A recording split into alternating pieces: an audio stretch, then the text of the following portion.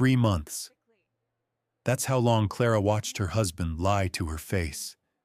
3 months of business trips to Denver. 3 months of a locked phone and strangers' shirts. 3 months of telling herself she was imagining things. Then one afternoon, a meeting got canceled. And instead of driving back to her studio, something, instinct, fate, call it what you want, pulled her to Union Station.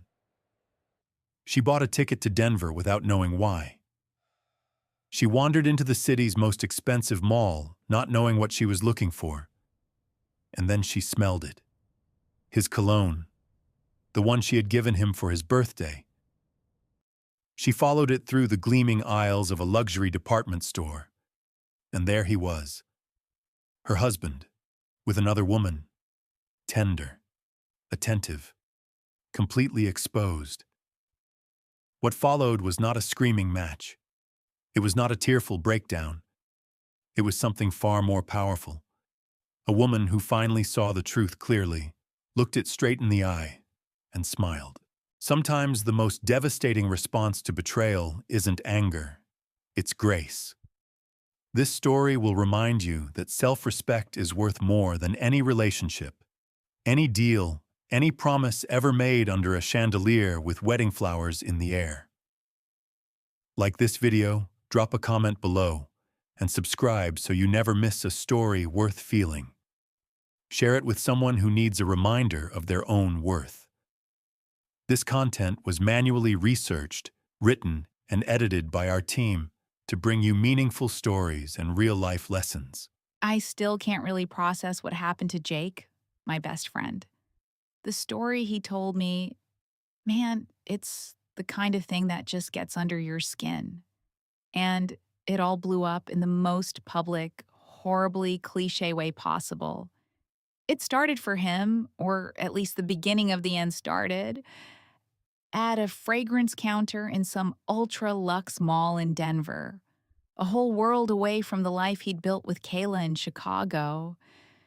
He confessed this part to me later, how he was standing there in this high-end bubble with his hand on the lower back of an older woman, feeling like a total imposter. In his other hand, he was holding a shopping bag from some brand I can't even pronounce, swinging it like a pathetic little trophy from a life he was borrowing. The woman, he told me her name was Eleanor Vance, was apparently a huge deal in the corporate world. He painted this picture for me. She was in a dark green suit, velvet of all things, with her hair in these tight, perfect curls. When she looked up at him to smile, he said you could see the lines around her eyes the years she had on him. And the look on his face? Jake admitted it was this look of pure, unguarded affection that, if Kayla had seen it, would have absolutely destroyed her, which of course is pretty much exactly what ended up happening. The sales clerk asked something like, "Mom, is this scent the one?" But the one person who should have been standing right there next to him was 1,000 miles away. And then, like a scene out of a nightmare, she wasn't. Kayla was there. She just appeared, walking through the fog of a dozen different expensive perfumes, like she was marching toward her own execution. Jake said the second his eyes met hers across that polished floor, the whole warm, tender look he had just seconds before completely shattered. It just vanished. Eleanor Vance, still smiling, just glanced at him, a little line of confusion appearing between her eyebrows. And Kayla just stopped cold, right in front of them both, her gaze bouncing between this strange older woman and the man she had built her entire world around. What she did next, Jake said it was like watching an artist paint a masterpiece of devastation. Kayla put on this huge, brilliant, almost blinding smile. "Well, hello there, darling. Your friend here is absolutely stunning," she said. And her voice was so sweet it could give you a cavity, She looks to be, oh, what would you say? At least 18 years your senior? Am I close? That expensive shopping bag just slipped right out of Jake's hand, hitting the marble floor with this soft, sickening thud. And Eleanor's perfectly composed, professional smile just, it was gone. Her face just caved in on itself, still holding that terrifying smile. Kayla just turned and walked away without ever looking back. I can't even fathom the kind of willpower that takes. Jake told me he just stood there, frozen. He said the mall felt freezing, but he could feel sweat trickling down his back. Kayla, his Kayla, she's 31. They'd been married for 3 years. The fairy tale ending to a romance that started back when they were basically kids in college. I was the best man at their wedding. I saw how they looked at each other. Anyone who knew them would tell you they were the perfect couple.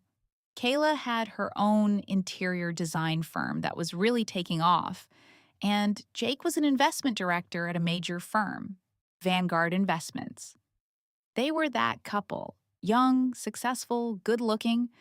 His job required a ton of travel, and her projects often kept her working late. Their life together had settled into this easy rhythm of movie nights and dinners, with one Sunday a month reserved for family visits. It seemed so solid. Their life was just this calm, predictable thing, which is exactly what Kayla always said she wanted in a marriage: a partnership, something stable. That is, until about 3 months before all this. That's when Jake's business trips to Denver became a constant fixture on the calendar, always for the same supposed deal with a company called Horizon Therapeutics. I remember him complaining to me about how difficult the executive team was, how they needed constant in person reassurance. The irony just kills me now. And then, looking back, all the little red flags started popping up. The classic stuff you see in movies: new shirts in his luggage from brands I knew Kayla would never buy for him. He suddenly changed his phone passcode and started acting cagey with it, even taking it into the bathroom when he showered. But Kayla, she was in the weeds with two massive new clients, and she just convinced herself she was overthinking it, that she was too busy to be paranoid.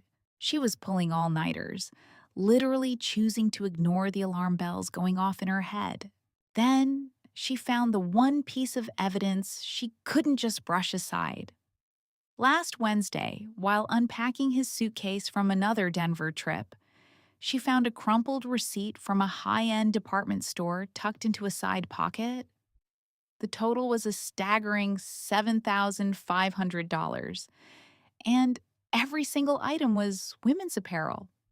She told me later she just took a picture of it with her phone, folded it neatly, put it right back, and said, absolutely nothing. The very next evening, Jake casually mentioned over dinner, "Hey, I have to head back to Denver tomorrow morning. I just really need to push this Horizon deal over the finish line," was the lie he used. She just served him his food, her hands apparently rock steady.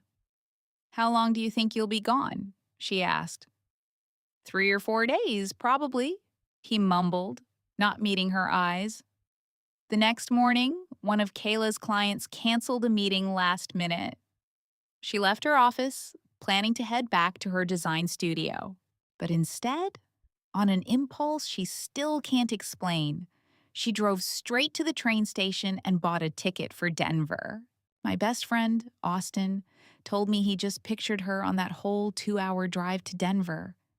He said her mind must have been a hurricane, just desperately grasping for any other explanation, any single reason that wasn't the truth, and then watching each one crumble.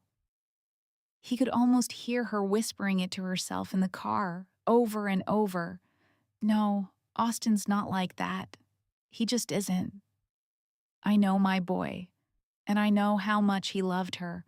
The thought of her going through that just about killed him when he told me. She finally pulled into the city around 4 in the afternoon.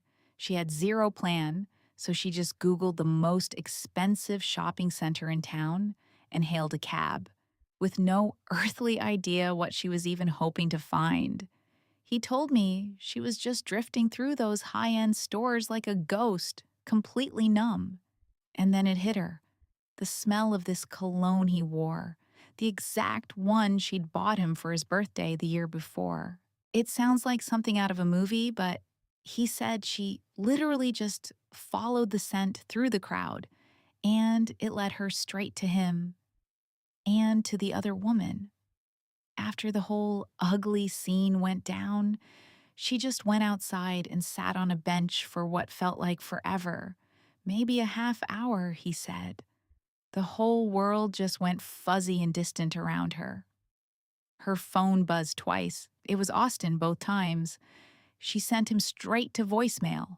The third time it rang, it was her assistant, Megan, calling to confirm some minor detail for a meeting the next day. And hearing Sarah's normal, chipper voice on the other end just made the whole situation feel utterly surreal. I mean, her entire life was literally imploding. But a 9 a.m. client presentation was still a thing that was going to happen. So she bought a ticket on the last train back to Chicago. As the train cut through the darkness, she just stared out at the scattered lights of farmhouses, each one a universe away from her own. And she thought about the vows Jake had spoken to her just 3 years before. He had stood there with tears in his eyes. I saw them, and promised he would dedicate his life to making her the happiest woman in the world. She had cried too back then. She wanted to cry on the train, but she couldn't. Her eyes just felt hot and dry. It was 11 p.m. when she finally walked into their apartment. The living room light was on, and Jake was sitting on the couch. In front of him was an ashtray with 4 or 5 crushed cigarette butts in it. He'd been waiting. "You were in Denver," he said. It wasn't a question. It was a statement of fact. "Business trip," she replied, her voice just as flat as she set down her bag. "My client had a last-minute request for a site visit." They just stood there on opposite sides of the room they had decorated together, staring at each other. Jake told me his eyes were burning. He hadn't slept, and his face was covered in stubble. For a split second, Kayla thought he might rush over and tell her it was all a crazy misunderstanding, that Eleanor was a client, a mentor, anything. But he just put out his cigarette and stood up. "Kayla, it's not what it looks like." The most pathetic, predictable line in the book. "And what exactly does it look like, Jake?" she asked, her voice so eerily calm. "That's Eleanor Vance," he said. "She's the chairman of Horizon Therapeutics." He started to walk towards her, to reach for her hand, but she flinched away from his touch like he was on fire. "We're in the final stages of a massive deal. Her husband passed away recently and she's been a wreck.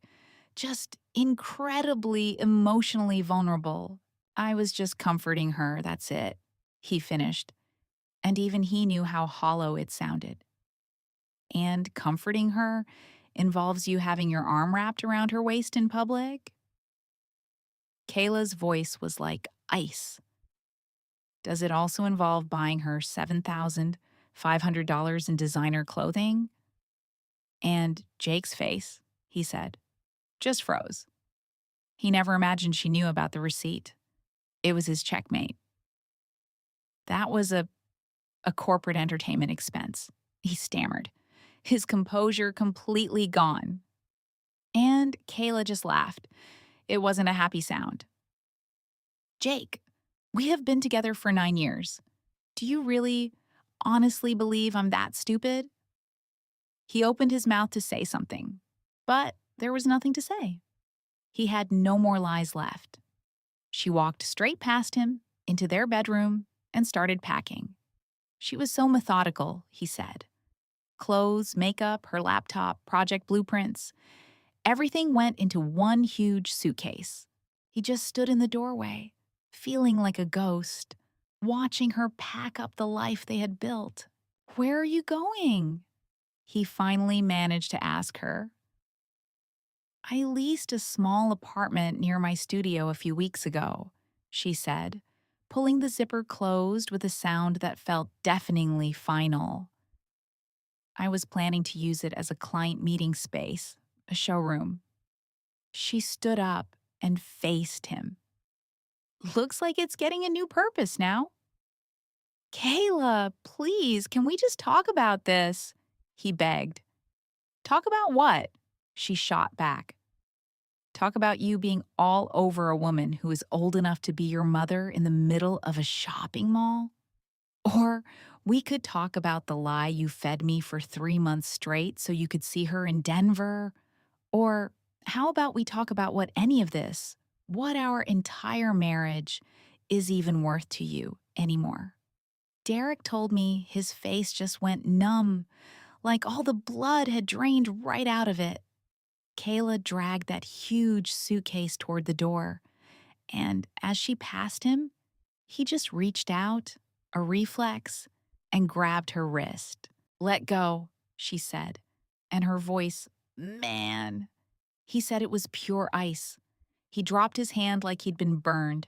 As she reached the door, he called out, his voice cracking, "This Vanguard deal, it's everything for me.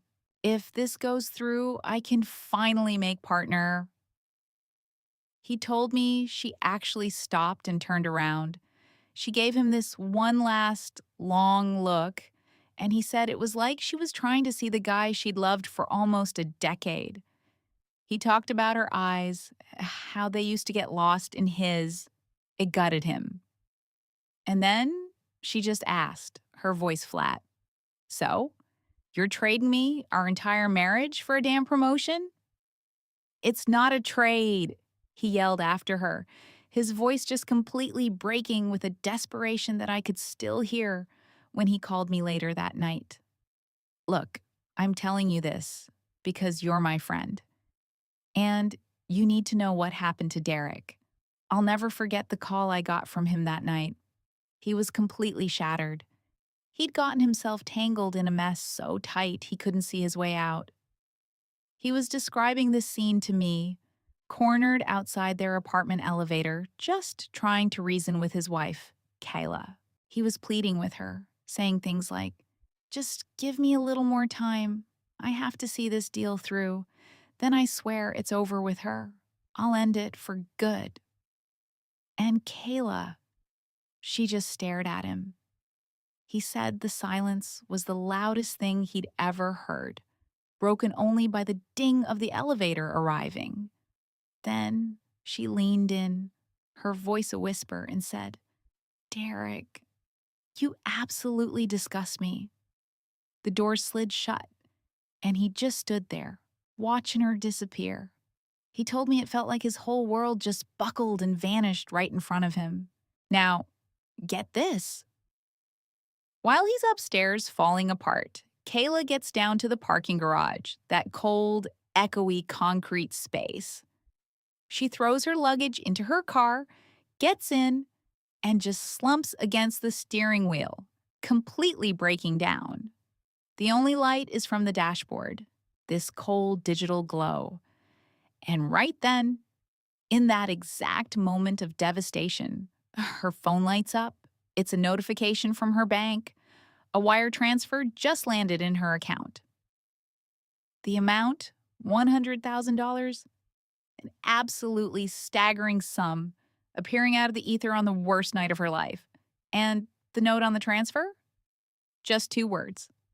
"I'm sorry." See, this is the part people won't get, but I do. Derek knew his wife. He knew Kayla had way too much pride, too much self-respect to ever take money that felt like a payoff. So that money, that wasn't for her. It was for him. It was Derek, desperately trying to buy a clear conscience, trying to slap a $100,000 bandage on a wound that was hemorrhaging, Can you even imagine being her? Staring at that number on your phone, all those years together, 9 years of memories, three as husband and wife, and this is the value he put on it: 100 grand. It was a stupid, terrible move, but it came from a place of pure panic. She didn't send the money back. She didn't even give him the dignity of an angry text. She just started the engine and peeled out of that garage, leaving their whole life in her rearview mirror. He said he imagined the city lights of Chicago blurring through her tears, a beautiful, chaotic mess. He thought about how, behind every one of those glowing windows, there's another story. Kayla's had just hit its darkest, most gut wrenching chapter. She had no idea what was next, but he knew she was damn sure about one thing: the version of Kayla who could force a smile and say, "Your friend is really lovely." That woman died in that shopping mall that afternoon. He knew the woman driving that car now had to basically relearn how to breathe.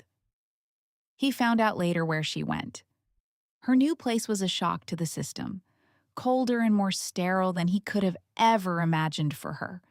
Just a 400 square foot box with a bed and a desk.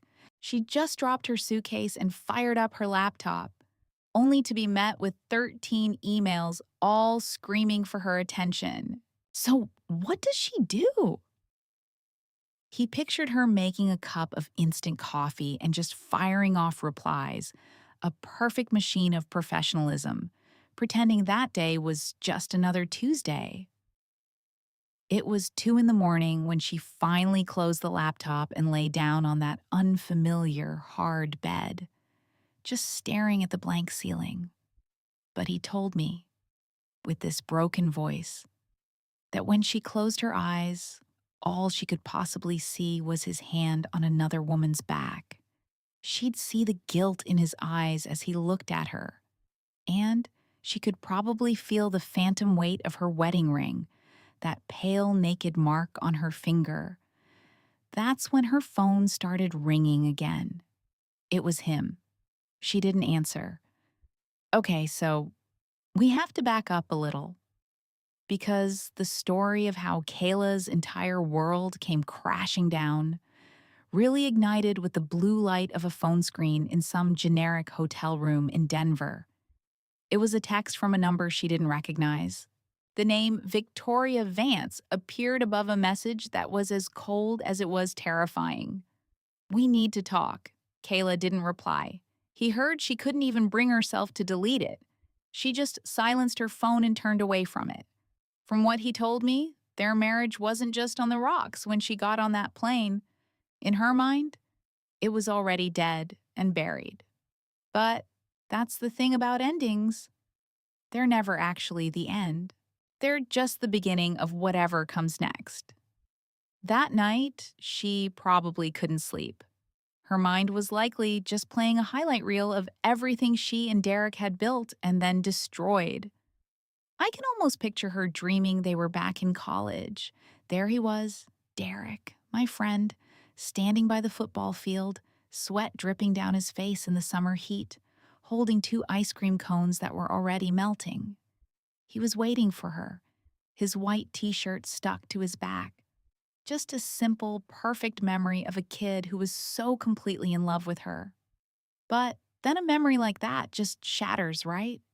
The young, smiling Derek in the t-shirt twists into the man he is today, cold, polished, wearing some expensive suit. And those melting ice cream cones?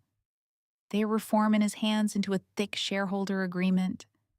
She probably woke up gasping for air in that deep 4 a.m. darkness. Outside, an early bus rumbled by, starting a day she wanted absolutely no part of. But the world doesn't just stop for a broken heart, you know? And right there, in the middle of all that wreckage he'd caused, a single thought must have started to grow in her mind. She had to get through this. No, not just get through it. She had to build a life so much better than the one they had burned to the ground. It was this tiny, stubborn seed of defiance planted in her shattered heart. Who knew if it would ever actually grow? But it was all she had. For 3 whole days, Victoria Vance's text just sat there on her phone, a digital splinter she couldn't pull out. She just ignored it. Every morning was the same routine of denial: wake up, see the message, and then mechanically go through the motions of getting ready before escaping to her design studio. Life almost looked normal, he figured, if you didn't see that naked strip of pale skin on her ring finger. Then, on the 4th day, her assistant Chloe buzzes the intercom. "There's a client out front," she says. No appointment, but she's insistent. When Kayla walked out to the reception area, she saw this woman sitting ramrod straight on the sofa, dressed in a severe navy blue power suit. The woman was holding a paper cup with 2 hands, her posture so rigid she looked like she was about to negotiate a corporate merger, not visit a design firm. She was probably in her mid-50s, hair pulled back in a bun so tight it looked painful, with these gold-rimmed glasses perched on her nose. But this wasn't Victoria Vance. The woman stood up, smooth as silk, and held out a business card. "Miss Hayes," she said, "I'm Victoria Vance's personal assistant. My name is Ms. Peterson." The card, Kayla apparently noted later, felt heavy, expensive. The company name was some corporate monster, Evergreen Biopharma. Her title? Special Assistant to the Chairman. Kayla didn't even bother to take the card. "I have no business with your company," Kayla said, her voice total ice. "Mrs. Vance would like to have a word with you," Ms. Peterson continued, her tone completely flat, almost robotic. "It's about Mr. Derek Miller." And through the glass wall of her office, Kayla could see her junior designers suddenly becoming fascinated with organizing fabric swatches, their ears practically on fire. The private implosion of her marriage was now officially a public spectacle, courtesy of Derek's new friends. "My office!" Kayla snapped, turning on her heel. The room itself was small, maybe 120 square feet, just a creative chaos of blueprints and samples. Ms. Peterson's eyes did a quick, cold scan of the room, lingering for a beat on a dying plant on the windowsill.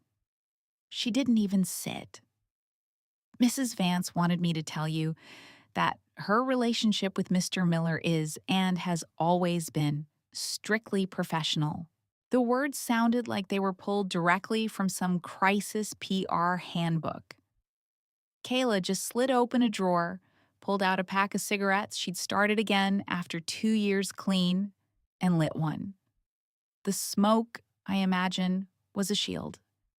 It was her armor against this whole insane situation. "Does a professional relationship usually involve holding each other's waists while you shop?" she asked through the smoke.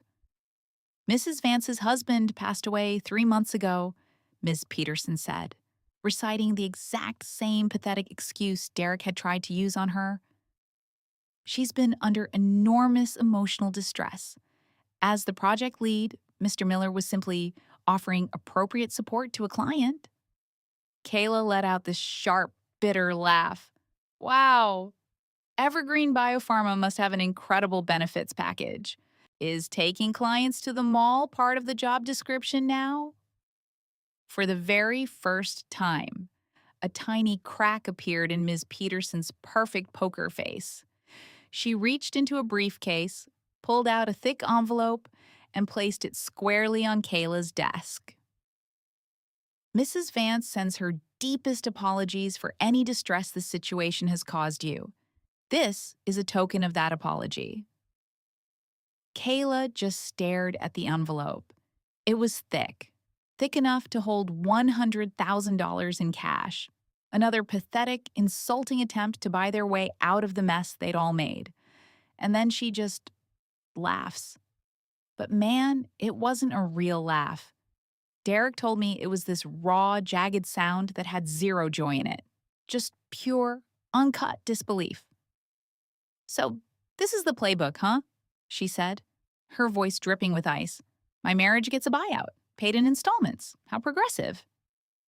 Then her tone went flat, dead serious. Take it back. Miss Evans, the corporate drone, didn't even blink. Miss Hayes, I said. Take it back. Kayla repeated, crushing her cigarette into the ashtray. You can march back and tell Victoria Sterling my husband isn't for sale. If she's so keen to buy him, she can take it up with Derek herself. But you will not walk into my office and try to bribe me like I'm some problem to be managed. Ms. Evans just calmly scooped the envelope off the desk. But Derek said, before she left, she gave Kayla this long, predatory stare. Mrs. Sterling also instructed me to offer you introductions to 3 major clients for your firm, provided you'd be willing to sign a non-disclosure agreement about your marital situation and, well, what you've seen. The unspoken threat was so thick, you could choke on it. Get out. After the assistant was gone, the whole office just reeked of cheap perfume and expensive corruption. Kayla threw the window wide open, letting the city wind blast through, sending papers flying like she was trying to physically purge the filth from the room. A second later, her assistant Chloe poked her head in. Kayla, that woman, just a sales rep. Kayla snapped back, her voice like broken glass. A complete and total waste of my time. Listen, I need that Kensington material list finalized. Oh, it's not ready yet. I need it in 2 hours. The door clicked shut. Derek said he could just picture her slumping into her chair, pulling out her phone. And there it was, the $100,000 he'd sent her, just sitting there, untouched, a glowing digital monument to the end of their world. I remember him telling me he sent it, and I just shook my head. What was money gonna fix? So, get this. That bribe money from the Sterling family, it just sat in Kayla's bank account, like a radioactive isotope. She didn't spend a penny, but she didn't send it back either. It was a power move, I think. Like she was daring them to make the next move, letting their dirty money hang in the air. Then, the same night, the pressure cranked up another notch when the 5th client in a single month backed out of a contract. The guy on the phone apparently sounded genuinely wrecked about it, but his words were a gut punch. Kayla, I am so sorry, he said. It's a call no business owner ever wants to get. We've gone over this again and again, and we just have to go with a different design firm.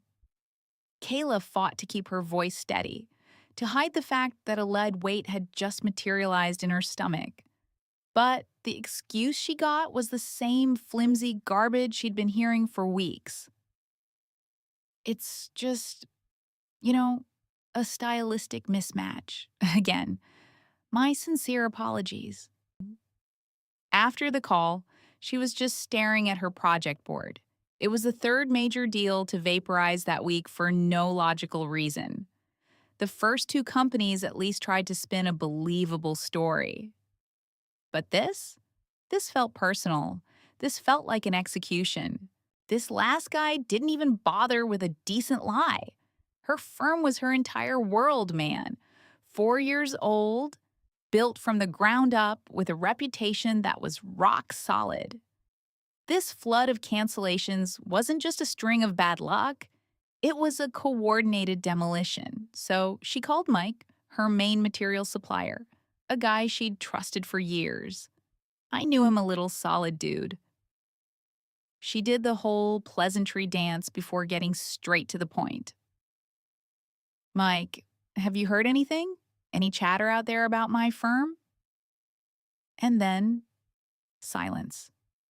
That dead air on a phone line that says more than words ever could. Kayla, he finally said, his voice dropping to a conspiratorial whisper, like he was afraid of being overheard. Who in God's name did you piss off? She was stunned, completely blindsided. What are you even talking about?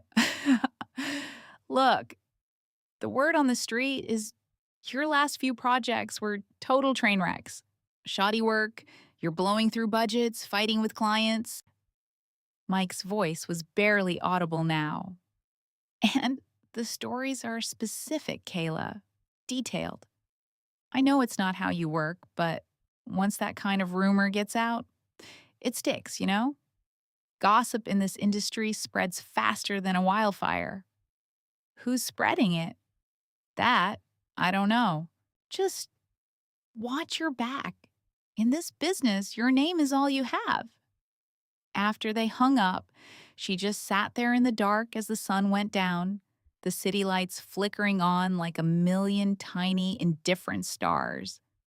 Across the way, she could see a single lit window, glowing and warm. Inside, the silhouette of a family sitting down for dinner. It was the most normal, mundane scene in the world. And Derek told me later, she confessed, it made her eyes burn with tears she refused to let fall. It was everything she thought she had.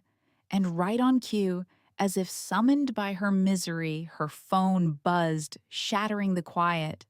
It was Derek. She just watched his name flash on the screen, letting it ring out, sending him to voicemail. He called back immediately. No hesitation. This time, she answered, Kayla, we need to talk. He sounded just hollowed out, completely exhausted. Talk about what, Derek? How you sent your new girlfriend's little assistant to my office to humiliate me?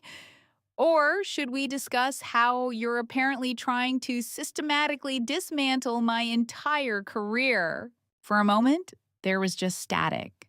He was speechless. Ruin your career? Kayla, what the hell are you talking about? I've had 5 clients cancel in the last 2 weeks. 5. And every single one of them was a lock, she said, her voice dangerously calm, dangerously steady. Derek, if you want a divorce, you'll get your damn divorce. But you do not touch my work. That is the one line you do not get to cross. I didn't do it. He shot back, his voice rising with this desperate, defensive energy that I knew so well. How could you even think I would do that? Kayla, do you really believe I'm that kind of monster? Well, when you had your arm around that woman in the mall, did you stop and ask yourself that question? He went quiet, dead quiet, and then she heard it, the distinct, unmistakable flick and hiss of a lighter. He was smoking. Derek only ever smoked when the walls were closing in. Victoria Sterling's people, they came to see you? He finally asked, his voice totally different, like all the fight had just drained out of him. She sent her little errand girl, Kayla said, letting out a cold, sharp laugh that had no humor in it. Offered me a stack of cash to sign an NDA. Derek, before you sell your soul to the highest bidder, could you at least do me the courtesy of divorcing me first? Because being married to 2 women at the same time is still frowned upon, last I checked. I'm not selling myself, he yelled, and I could hear the pure agony in his voice when he told me this part. Kayla, it is not what it looks like. It's so damn complicated. I can't explain everything right now, but please, I am begging you, just trust me this one time. Just once. Trust you with what? Trust that you holding her hand was just networking? That you flew to Denver 8 times in 3 months for a project? That you changed your phone's passcode to protect against, what, hackers?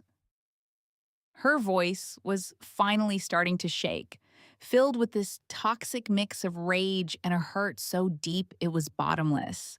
Derek, I am not a fool. Next Wednesday, he said, just cutting right through her words. 7 p.m. The old spot, he said. I will lay out every single thing for you. And if you still want a divorce after you hear it all, I'll sign anything you want. I swear to God, I'll give you anything you ask for. Man, the old spot. That was a low blow. That was a tiny cafe they found in college. It was their place. Every big anniversary happened there. Just last year, he told me they were sitting right there when he promised to take her to see the northern lights in Iceland for her 40th birthday. He was so excited about it. Fine, she spat, and the line went dead. The first thing she did was open her banking app. The $100,000 was still there, a glaring insult. Then she opened her firm's books. Revenue for the month was down a catastrophic 60% from the previous year. 60%. She checked her email. 4 new messages. 2 were official contract termination notices. 1 was a final rent reminder for her studio. But that last email, it was different. It was a legal notice from a court in Denver, Colorado. Some creditor was filing to put a lien on a property Derek owned there, a property he'd apparently bought last year. And right there on the deed, listed as co-owner, was her name. It was the first she'd ever heard of it. So, before that Wednesday meeting, she made 3 calls. The first was to a private investigator. And he wasn't some cliche from a movie. She told Derek later that the PI was this totally average, middle-aged guy in a beat-up sedan with a voice that sounded like he gargled with gravel. Kayla gave him the whole file on my boy Derek. A photo, his license plate, a list of his usual spots. She paid him $1,000 cash, and her instructions were brutally simple. Follow Derek's every move and pay very close attention to any and all contact with a woman named Victoria Sterling. The PI, a guy named Costello, apparently gave her this smug little smile. Catching a cheater, eh? My specialty, he said.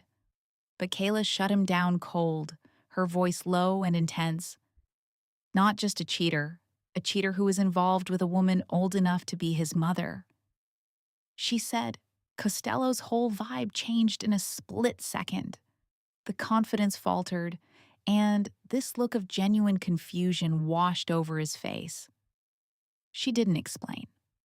From there, her next stop was a law firm downtown.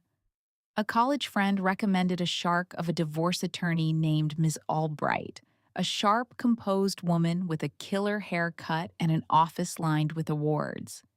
The game had changed. Trying to prove cheating in a courtroom with just this is a tough road, the lawyer Ms. Davis told her, after sifting through all of Kayla's meticulous notes. She told her that a photo of Derek and Megan at a mall wasn't the silver bullet she thought. He'll just claim it was a work meeting, and any judge will likely accept that. And right there, man, Derek told me Kayla just pivoted. Okay, forget that. Let's follow the money. He bought a condo in Denver I never even knew existed. And I'm absolutely certain, Kayla pressed on, that he's been hiding more from me. He said Ms. Davis's entire demeanor shifted. She physically leaned in. Now that is something we can build a case on. Freezing his accounts isn't instant, but proving he hid property? We can argue for a substantially larger settlement. Then, her voice got a bit softer. Kayla, you need to brace yourself. These fights can get messy, drawn out, and just soul-crushing. I'm ready, Kayla shot back, and Derek knew she wasn't bluffing. Her final move was the one that gutted him the most. She used her old spare key to go back to the home they had built together. The place just felt wrong, he said she told him. It was cold, unnaturally clean, like some generic hotel room. Inside the refrigerator, there was nothing but perfectly aligned rows of bottled water and beer. And spread across their bed was a duvet cover she had never seen before, a total violation of their space. In his office, their whole history had been relegated to a single bottom drawer with old photo albums crushed under piles of corporate binders. She told him later she just sat in his chair for a solid 30 minutes. She didn't touch a thing. She just let the emptiness of it all wash over her. On her way out, she saw their wedding picture on the entryway table. Just two kids smiling with this clueless, beautiful hope. With a hand that didn't even tremble, she turned it face down. That Wednesday, she walked into the cafe at 6:50 p.m. She picked out a small table in the far corner, a spot that gave her an unobstructed view of the rainy street. She got a black coffee. And the second the cup touched the table, the sky just broke open and the rain came down in sheets, drawing these shimmering gold lines down the glass from the streetlights. 7:10 rolls around, and there's still no Derek. Kayla called his cell. It went straight to his voicemail. At 7:30, the server circled back to ask if she needed anything else. She just gave a little headshake, her gaze fixed on the storm hammering the city outside. The rain was pounding the asphalt so hard that people were sprinting for cover, their car tires hissing through the deep puddles. At 8 o'clock exactly, her phone lit up. It was a text from a number she didn't know. It read, "Miss Collins, Mr. Hayes has been unavoidably detained. He will not be able to attend your meeting tonight. MV." And those initials, he told me she felt them like a punch to the stomach. Megan, Vance. Kayla told Derek she just stared at her phone for a full minute before trying his number one more time. And, again, nothing but voicemail. She tried his direct office line, but no one picked up. She finally got his secretary on the phone, who nervously confirmed that, yes, Mr. Hayes had taken the entire afternoon off work. She downed the rest of her now frigid coffee in one long, bitter swallow. While she was paying, the waiter leaned in conspiratorially. "Ma'am, a gentleman called for you. Around 7:20. Man, this whole part of the story is just brutal. Derek's whole world was falling apart, and it really kicked off with a single text. But it wasn't from him to his wife, Kayla. No, it was from his associate, Megan. The message was for the bartender where Kayla was waiting. It basically said, if a Kayla Collins is here, tell her Derek isn't making it. She shouldn't wait." Just think about that. At 7:20 p.m., my boy knew he was ditching his own wife, and he got his mistress to do his dirty work for him. As Kayla finally walked out of that cafe, the downpour had faded into a cold, heavy mist, and she just stood there, watching the city lights blur across the wet streets. And then this memory just blindsided her.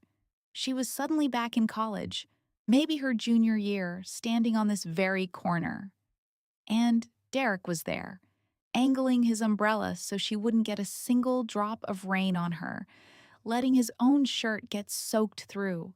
He'd told her right then and there he would always, always be her shelter. And now, here she was on another rainy night, completely alone. Just then, her phone buzzed. It was from the private investigator she'd hired, a guy named Austin. 2 words that changed the entire game. "Miss Collins, the text that came through after was like a rapid-fire assault. Initial finding," it said, "Derek Hayes is renting a condo in the Washington Park neighborhood. But here's the twist. It wasn't under his name. Of course it wasn't. But this PI was damn good. Utility payments and building keycard logs confirm his residency. And it didn't stop there. He has also made 6 separate large wire transfers to a hidden offshore account in the last 3 months. The complete file is waiting in your email. A secret apartment and secret money. The absolute worst signs. Can you just imagine her in that moment? Standing in that miserable drizzle, her umbrella hanging limp at her side, the cold rain slowly soaking the collar of her coat. And right across the street, a massive digital billboard was flashing an ad for some jewelry company. It showed a model with a ridiculously big diamond ring flashing this perfect, phony smile. And Kayla told him in that moment she just looked down at her own hand, at the pale, empty space on her finger where her wedding ring had been just weeks before. The only thing left of their entire marriage on her hand was this faint, white line on her skin, like a ghost of a promise. It was after 10 p.m. by the time she finally got back to her tiny rental. She opened her laptop, and there it was, Austin's full report. We're talking a scanned copy of the condo's lease agreement, screenshots of the 6 bank transfers, and a folder filled with grainy, long-distance photos of Derek and Megan at some hotel, always arriving late at night. The photos were low quality, dark and pixelated, but there was no question it was them. In one of the shots, Megan is just glowing, her arm linked through Derek's. And with her free hand, she reaches up and adjusts the collar on his jacket. It wasn't a formal thing. It was that kind of casual, automatic intimacy you only have with someone you've known forever. And Derek, his head was tilted down towards her, and his face had this look of pure, unguarded comfort. A look Kayla realized she hadn't seen on her husband in years. She was so lost in these devastating pictures that the sound of her doorbell made her physically flinch. It buzzed 3 times before she even processed it. She crept over to the door, peered through the peephole, and her stomach just dropped. It was Derek. He was drenched, just completely soaked, with his hair matted to his forehead, and he was holding a paper bag that was dark and sagging from the rain. She opened the door but stood her ground, blocking his way in. "I'm so sorry," he started, his voice strained. "A work thing ran late." "My phone died," he added, as if that was some magic excuse. But she wasn't having any of it. She just cut him off, her voice like ice. "Megan texted me. She said you were detained." And I swear, Derek told me he actually recoiled. He was busted. She contacted you?" Kayla just leaned wearily against the door frame, the weight of the night crashing down on her. "Derek, what is this? You have her sending your breakup text now? You have her offering me divorce settlements? Who is even in charge of your life anymore, you or her?" He tried to push back, his voice rising. "That's not—" I remember him telling me the pathetic excuse he tried to spin that night. He shows up hours late and says, "They pulled me into a last-minute project meeting late this afternoon. We had to turn our phones off. The moment it ended, I drove here, but the traffic was insane." I mean, a meeting so secret you have to power down your phone? Kayla didn't buy it for a second. She just let out this sharp, humorless laugh and said, "What were you doing, Derek? Attending a national security meeting?" He just stood there, totally exposed. And in that exact moment, like something out of a dark comedy, the wet paper bag he was holding just gave out, and its contents spilled all over her doormat. It was a box of the specific antacids she always took for her stomach problems. A packet of the chamomile tea he knew was the only thing that helped her with cramps. Seeing those little, incredibly thoughtful things felt like a cosmic joke. This was a guy who could remember the minute details of her health, of her pain, but was simultaneously erasing their entire life together. But somewhere along the way, man, he'd forgotten the one promise that ever really mattered, the one he made to her, to be faithful. "Get in here," she said to him, and he told me her voice was so hollow it scared him more than if she'd been screaming. Let's just get this over with. Austin looked absolutely floored that she was even letting him inside. After a beat, he bent down, scooped up the stuff he dropped, and followed her into this tiny 400 square foot studio apartment she'd rented. He said one look around the place told him everything he needed to know about her new life. Her suitcase was just sitting there, half unpacked, slumped against the wall like it had given up. The desk was a graveyard of instant noodle cups and cheap coffee mugs. "This is where you're living?" he asked, and he told me he couldn't hide the shock in his voice. "What? You thought Ashley and I were going to buy a mansion with your hush money?" She just shot back at him, her words like daggers. She collapsed into the room's only chair and just pointed for him to sit on the edge of the bed. "You have 30 minutes. Tell me everything." He said he just stood there, couldn't even make himself move. He was just standing there in the middle of that cramped room like some kid who'd been caught cheating, a puddle of rainwater slowly forming around his shoes on the floor. Ashley's husband was Richard Vance. He finally started, and he said the words just came tumbling out, like a confession he'd rehearsed 1,000 times. He started Biogen Life Sciences, died from a heart attack 3 months ago, didn't have a will. The whole company is just absolute chaos right now. "Ashley's the chair of the board," he kept going. "But some of the old-timers on the board are making a power play to push her out. She needs my firm's investment to lock down her control, and I'm the guy leading that whole project." But Kayla, man, she just sliced right through all that corporate talk. "So, you two got together." Austin shook his head, way too fast, way too eagerly. "It's an act. It's all a performance for the other board members. Ashley has to project this image of unshakable strength to show them she has a powerful new ally on her side. If they see me as being close to her," he tried to explain, "the vultures trying to undermine her will have no choice but to back off." Austin told me Kayla just stood up then and walked slowly, deliberately, right toward him. Back off from what, Austin? The fact that she's taken a lover 30 years younger than her? Just save the fairy tale for someone else. Does this little performance of yours require you two to have secret hotel stays? Does it require you to buy her a $7,500 dress?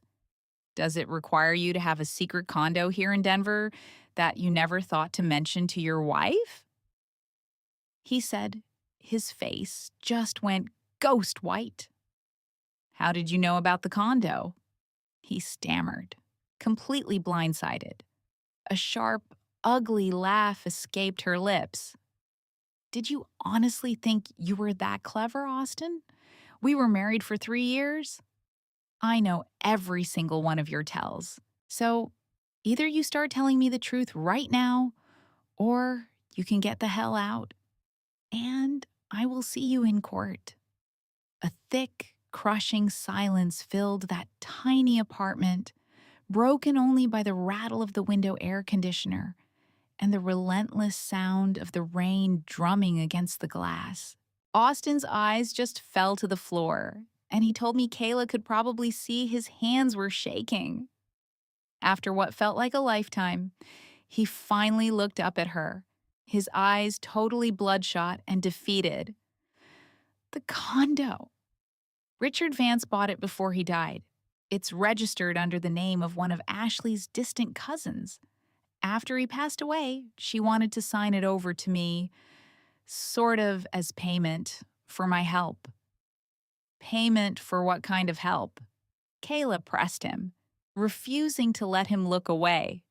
He broke eye contact anyway. "For helping her secure total control of the company. Kayla, Biogen is about to go public. If this deal goes through, the stock options I'll get, it will be enough for us, for our whole future." He said she cut right through that pathetic dream with two ice-cold words. "There is no us, Austin." That was over the second you wrapped your arm around her in that mall. He looked like she'd physically slapped him, even stumbled back a step. "I swear to you, I never slept with her," he said, his voice dropping to this desperate, broken whisper. "Not yet, anyway. What she needs is a partner, a united front she can show off in public. What I need is for this acquisition to succeed. It's just a mutually beneficial arrangement." She just repeated his own soulless words back to him, and he said hearing them from her felt like swallowing glass. Mutually beneficial. So, the final question she put to him, putting all the ugly pieces together, was what the hell the endgame was supposed to be. Was his brilliant plan really to play the loving, devoted partner to Ashley in public while keeping Kayla, his actual wife, hidden away on the sidelines? He grabbed her arm then, his grip way too tight. "Kayla, you have to listen to me," he pleaded, sounding frantic. "Once Biogen goes public, I swear on my life I will end everything with her for good. I get the condo, the cash, all the shares. Then we can finally leave Chicago behind. We can go anywhere in the world you want." She ripped her arm out of his grip. "With money you got by sleeping with some old woman?" "I didn't sleep with her," he shot back, his voice raw with desperation. "Not yet," she countered instantly, "but you were going to." "Austin, did you honestly think I was some pathetic little fool? That I would just sit here and watch my own husband parade around with another woman, just waiting patiently for you to come back to me when you were finally rich? This is the last time," he begged, his eyes looking wild. "Just a few more months." She just stared at him. "And what happens after the IPO is done? Then what?" The question just hung there in the dead, suffocating air between them. "You think you'll just walk away clean? That all the dinners and the expensive gifts and all those late nights at her hotel will just be erased? Austin, once something is dirty, it is dirty forever. And there is no amount of money in the entire world that can ever wash that away." He just looked at her. He told me, really looked at her, like he was seeing the woman he married for the first time in years. The sound of the rain hitting the window was the only thing filling the heavy, shattered space between them for a long time. "So you're never going to forgive me?" he finally asked, his voice cracking. "No matter what I do?" "I forgive you," Kayla said, her voice so quiet he could barely hear it. "I forgive you for selling off pieces of your soul for money. I forgive you for treating me like an idiot, and for every single lie you've told me for the last 3 months. I forgive you for taking her calls inside our home, for every gift you accepted from her, for planning a future with her." She paused, and he said each word landed like a physical blow. "But I will not wait for you, and I will not take a single cent of your money. We are getting a divorce." He literally stumbled backward, hitting the wall so hard that a framed picture from their honeymoon fell to the floor. The sound of the glass just exploding across the room. They both just stood there, completely frozen for a second, with the shattered evidence of his so-called love glittering on the floor at their feet. "What if I say no?" he finally choked out, his voice barely a whisper. Her response was pure ice. "Then I will see you in court." She bent down, gathered the antacids and tea he dropped, and just shoved them back into his hands. "Take these with you," she told him, her voice dead flat. and don't ever come back here. He told me he just stood there in the doorway for so long, the automatic hallway light actually clicked off and then back on again before his legs would even move.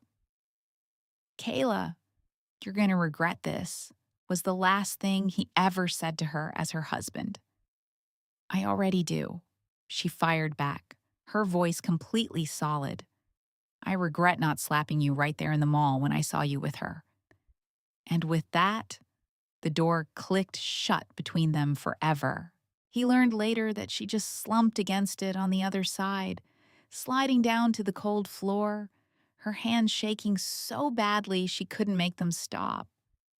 A deep chill, he imagined, just creeping up from the floorboards right into her bones. She hugged her knees tight to her chest and buried her face in them, but he was told there were no tears. What she felt was something else, something deeper. This profound exhaustion, a weariness so total she just wanted to fall asleep on the floor and never wake up. But you can't do that, right? She knew she couldn't. She had a client meeting at 8 in the morning.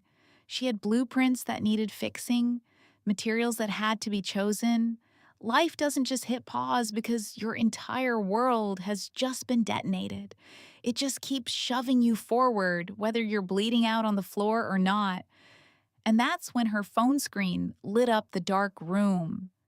A new message from Donovan, her private investigator, popped up. Miss Hayes, I found something.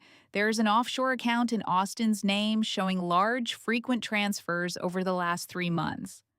Also, some very strange details are starting to surface around the death of Ashley Vance's husband, Richard. The message kept going. The official report is citing a sudden heart attack, but my source says the family completely refused to allow an autopsy. Should I dig deeper into this? Kayla just stared at those words glowing on the screen. Outside, the rain had finally stopped, and the city was settling into that quiet, clean calm that comes after a storm. But inside that apartment, sitting on her cold floor, Kayla was suddenly, terrifyingly wide awake. Man, looking back, I realized none of us saw how dark this whole thing really was, least of all my best friend, Derek. He told me about the fight, how everything shattered. He said Kayla didn't scream or cry, not really. She just went quiet, and that quiet was terrifying. She texted her guy, Austin, right away. Keep digging. I need everything. Then, while Derek was just standing there, lost, she started methodically picking up the broken glass from the frame he dropped. She handled every single shard with this eerie calm, wrapped them in newspaper like a goddamn mummy, and threw the whole mess out. It was like she was erasing him, piece by piece. After the apartment was totally spotless, she took a shower and just went to bed, in that big bed that was suddenly all hers. Derek told me later, the silence from her that night was the loudest thing he'd ever heard. It's like he finally understood who he'd messed with. He thought she was just the woman who decorated their apartment and planned their vacations. He completely forgot that 9 years ago, when he was trying to win her over, she was the sharpest researcher in their whole university department. Their marriage wasn't just broken, it felt like a test she had finally decided to ace, and he was the one failing. This wasn't a breakup anymore. It was war, and she was just getting started. For the next few days, Derek was a ghost. He was crashing on my couch, calling her phone, getting nothing. All the while, Kayla was hunkered down, the light from her laptop painting her face as a new day started outside her window. Austin was feeding her information, and from what Derek pieced together later, it was like a 1,000-piece puzzle of his secret life being dumped on her screen. She was ready for all of it. She barely slept for 3 straight days, just mainlining coffee and digging. The stuff she found was insane. offshore bank statements showing over $2 million moved around through 12 different payments from 6 shell companies he'd never even heard of. Then she found the deed to a condo out in Denver, bought a year ago for $1.2 million, cash. All of it was a complete shock to him, a life he didn't even know his name was attached to. The condo wasn't in his name, though. It was paid for, in full, under the name Madison Reed. Madison Reed, Madison Vance, Richard Vance. Derek told me the names just swirled in his head until he couldn't think straight. He'd been so tangled in her web. He'd introduced me to her once, briefly, at some sterile corporate event. She had this unnerving stillness about her. On the 4th day of Kayla's deep dive, her lawyer, a powerhouse named Ms. Albright, called her in for a meeting that would change everything. Ms. Albright laid out this thick file on the polished table and said, "I found something in Biogen's corporate structure." It was all legal docs, percentages, and clauses that made my head spin when Derek tried to explain it to me. After Richard Vance died, his controlling stock in the company was split 3 ways. His wife, Madison, got 40%, their daughter, Lily, got 30%, and the final 30% went into these complicated trusts. Then Ms. Albright pointed to one sentence with the tip of her pen. "Here's the kicker," she said. Lily is only 15. As a minor, her shares are legally controlled by her guardian, who is Madison. That gives Madison effective control of 70% of the company. Kayla nodded, following along. "But," the lawyer added, "Richard put a very specific clause in his will. If Madison ever legally remarries, half of her inheritance, a full 20% of the company, automatically goes to Lily." Derek said when Kayla told him this, it was the first time he truly understood how badly he'd been played. The lawyer spelled it out for her. Madison couldn't get legally married without losing a fortune. But, Ms. Albright had said, with this knowing look, what if she had a stable, devoted partner in public? Someone to look like a supportive husband? To boost the company's image, but without any marriage license that would trigger the stock transfer. My friend wasn't her partner. He was a prop, a stand-in. Ms. Albright had even called her contacts at Sterling Capital, Derek's firm.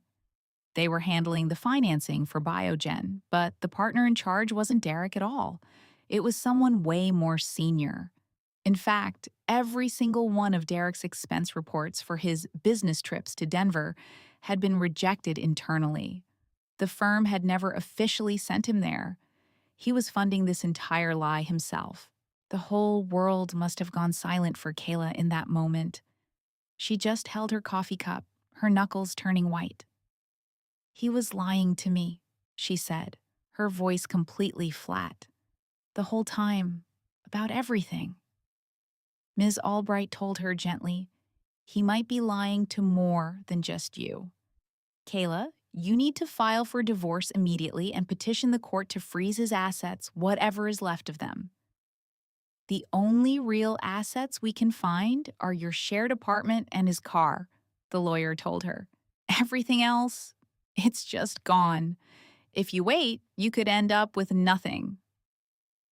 But Kayla just shook her head. Derek said she told him this later, flat out. "I don't even want your money. It was never about that." But Miss Albright pushed, telling her it was about what she was legally owed, about protecting herself from what was coming. She paid the lawyer and walked out into the September sun. As she was standing on the curb, her phone lit up with a text from Derek. "Let's talk one last time." She deleted it without even reading the whole thing and blocked his number. He was devastated. He called me right after, just broken. But Kayla was learning that some problems can't be deleted that easily. The very next morning, the owner of her art studio called to terminate her lease. The guy gave her some bogus story about his son needing the space for a new business. Her lease was ironclad, and he offered to pay the full penalty fee, but he wouldn't budge. She had to be out in a month. So she starts desperately calling other commercial spaces, and what do you know? Every single rent in her price range had magically jumped by 30%, and every agent got weird and cagey the moment she mentioned her company's name. Then her assistant, a sweet girl named Jessica, came into her office with her eyes all red and puffy. Her boyfriend's company was transferring him to an overseas post, effective immediately. He had to go, and she had to go with him. "Kayla, I'm so sorry," she cried. Kayla just hugged her. "When do you leave?" she asked, already knowing the answer. "Next Monday," Jessica sobbed. It wasn't a coincidence. It was Madison Vance sending a crystal clear message. "I can and will destroy you." That night, Kayla met with Austin, the PI, at some quiet cafe. He was 10 minutes late and scanned the whole room before he even sat down, like he was being followed. "Miss Hayes, this is getting bigger than we thought," he said, his voice low. He slid a thick envelope across the table. "There's something seriously wrong with the official story of Richard Vance's death." She took it, her hands perfectly steady. Inside were grainy photos of medical records and a copy of the death certificate. The official cause of death was listed clearly: sudden cardiac death. Time of death was put at 3:17 a.m. in his own bedroom. The housekeeper supposedly found him, but the emergency call wasn't placed until 7 in the morning. That's a gap of almost 4 hours. "Look at this timeline," Kayla pointed out, her voice just a whisper. Austin leaned in, his voice even lower. "The housekeeper's story is a mess. She claims she found him at 6:30, then called for help. But the security cameras from their gated community show her car flying out of the driveway at 4 a.m. She didn't come back until after 8 a.m. Kayla flipped to the next photo, her heart starting to hammer in her chest. Austin told her his source had shown him a security still from that night.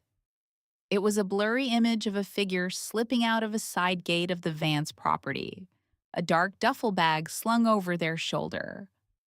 The timestamp in the corner read 4:30 in the morning. The official story was that the housekeeper just got the time wrong. A simple mistake. And the police, they didn't question it. After all, Richard Vance was known to have a bad heart. It was the perfect cover story. But the final piece of the puzzle, the thing that made it all click into place, was the insurance policy. Austin found out that just 1 month before Richard Vance's heart supposedly gave out, he completely changed his multi-million-dollar life insurance. For years, every single cent was supposed to go to his daughter, Lily. Then, out of the blue, he altered it to a 50-50 split between his wife, Madison, and his daughter. You have to ask yourself, what kind of pressure makes a man do that right before he dies? Then Austin got his hands on Richard's last full physical, taken just 3 months before he died. Derek said. Kayla read the report over and over. It was glowing. The man's heart function was perfect. His cholesterol was low. Blood pressure was ideal. The doctor's only note was basically, get more rest and cut back on the expensive whiskey. That wasn't the medical chart of a man about to die from natural causes. That was the chart of a healthy man who should have had another 30 years left. So, let's get this straight, because when Austin first laid it all out for me, I could hardly believe it. He's telling me about Derek Miller, a guy in perfect health, just suddenly keeling over from a massive heart attack. It just didn't sit right, you know? Austin felt it in his bones. He slid a piece of paper across his kitchen table toward me and said, "And then Ryan showed me this." It was a bank statement, just one page, but it was like a grenade went off in the room. Just a week, 7 whole days before he died, Derek Miller wired $1 million from a personal account to some phantom corporation offshore. The destination was a complete ghost. When Austin asked his PA if they could trace it, Ryan just gave him this look, completely worn out, and said the money was buried so deep it'd be next to impossible to find. But digging is what Ryan does. It's his whole thing, and what he unearthed cast a shadow that fell right over Austin's own life. See, at first, Austin's worst fear was that his wife, Kayla, was cheating on him with her business partner, Madison Miller, the brand new widow. I remember him telling me that, and even that felt world ending. But what Ryan found was a whole new level of nightmare. The routing information for Derek's $1 million disappearing act. It snaked its way through the exact same tiny, obscure bank that his own wife, Kayla, used for her private financial stuff. I watched him put it all together. He just sat there, staring at the papers on his coffee table. Derek Miller's impossibly convenient death, the last minute change to the life insurance, the $1 million sent to nowhere, and now this. This unbreakable financial line tying his own wife, Kayla, to the center of it all. There was a pattern there. I could see it too. This dark, twisted web connecting everything. But the whole picture was still blurry. Austin knew he was in too deep to turn back. I was there when he picked up his phone and called his PI. "Ryan," he said, and his voice was stretched so tight I thought it would snap. "I need the whole file on Derek Miller's death. I mean the official police reports, every last witness interview, the full set of crime scene photos. I want everything you can get your hands on." I heard the hesitation on the other end of the line. Getting that kind of stuff isn't just risky, it's a felony. But Austin wouldn't back down. "I'll make it worth your while," he told him, "whatever it costs." There were a few seconds of this heavy, charged silence before Ryan finally gave in. "I'll see what I can do." He told me they met at 10 that night. He described walking back to his apartment, the place he shared with Kayla, clutching this big manila envelope that he said felt like it weighed 100 pounds. As he was trying to get his keys in the lock, he heard it. Just one soft footfall on the stairs behind him. It was a sound that was too quiet, too careful for that time of night. He told me his hand just froze on the doorknob, and his heart started slamming against his ribs like it wanted out. The footsteps stopped right there on his landing. He held his breath, listening to the silence, and then, very slowly, he turned. The main light in the hall was out, and the only thing lighting the space was the creepy green glow from the exit sign, which made all the shadows look long and distorted. And then a figure stepped out from around the bend in the staircase, their face completely lost in the darkness. "Who's there?" Austin's voice was barely even a whisper. The figure moved forward into a thin slice of that green light, and he said his blood went cold. It was Madison Miller, the widow. She wasn't wearing mourning clothes. She had on a simple, chic, dark dress and a soft cashmere cardigan, and she was holding a little clutch purse. Her hair was done perfectly. She just stood there watching him, her face a completely blank, chillingly composed mask. "Austin, I think we should talk," she said. Her voice was exactly how he'd pictured it. Cool, steady, with this undercurrent of command that made it clear this was not a request. "We have nothing to talk about," he managed to say, and he told me he was gripping his keys so hard the metal was cutting into his palm. He said the pain was almost a welcome distraction, something real to focus on while his mind was just a tornado of thoughts about Kayla, his marriage, and the insane danger he had just walked into. She just sort of glided closer, closing the gap between them until she was only a few feet away. I think it's vital you understand the reality of the situation. The reality? He actually let out this short, bitter laugh. The reality is, you're sleeping with my wife behind the cover of some fake business. But Madison just shook her head, and she had this calm, almost gentle patience that he said was absolutely terrifying. If this was merely about an affair, I can promise you I would not be standing here. Austin, you've been investigating me, haven't you? You hired someone to dig into my husband's death, my company's books. Austin told me he refused to answer, just stared her down. I can understand that you're upset, she went on, and her tone was so disturbingly reasonable, like she was walking him through a quarterly report. But you must realize that knowing too much about this is not in your best interest. My husband's death was not a straightforward accident, and your wife, Kayla, is involved in things so far beyond your comprehension. If you are half as intelligent as I think you are, you will accept the money she has offered you, and you will vanish. You will get as far from this city as you possibly can. Is that a threat? Austin asked, and he told me he felt a surge of defiance he didn't know he had in him. It's advice, she sighed, and her whole posture shifted into that of a senior partner, patiently explaining the market to a summer intern. You're a young man. You have your entire life in front of you. Why would you throw it all away for a woman who, let's be frank, isn't worth the trouble? He held her gaze, trying to see past the calm surface of her eyes, which he described as being like deep black water with no bottom. How did Derek really die? He pushed. For just a fraction of a second, he saw something in Madison's perfect composure crack, but she smoothed it over instantly. He had a heart attack. The official report states he died at 3 in the morning, but your housekeeper doesn't leave your building until 4:30.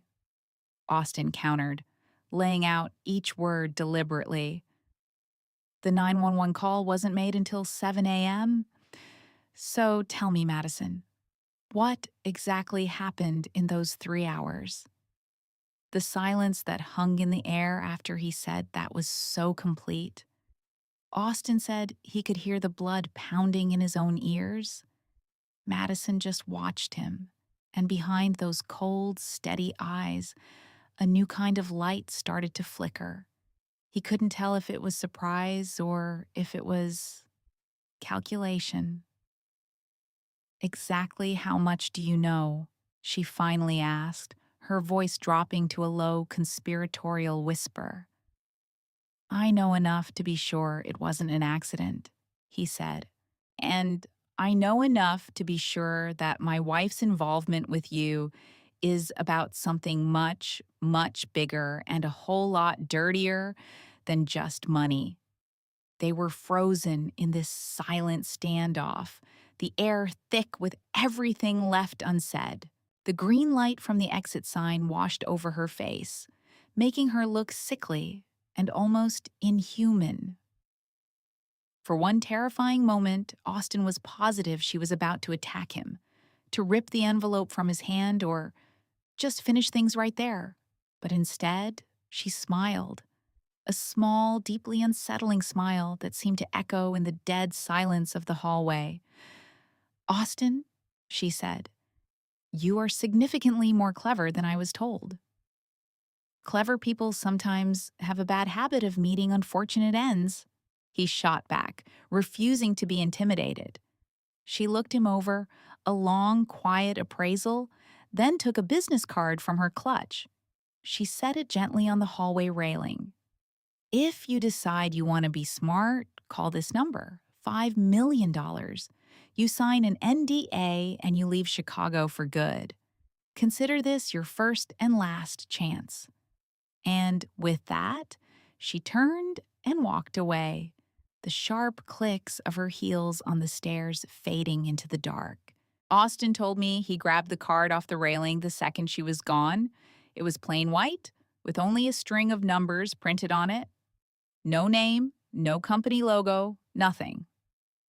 He didn't even think about it. He tore it into a dozen tiny pieces and dropped them into the trash can by the elevator.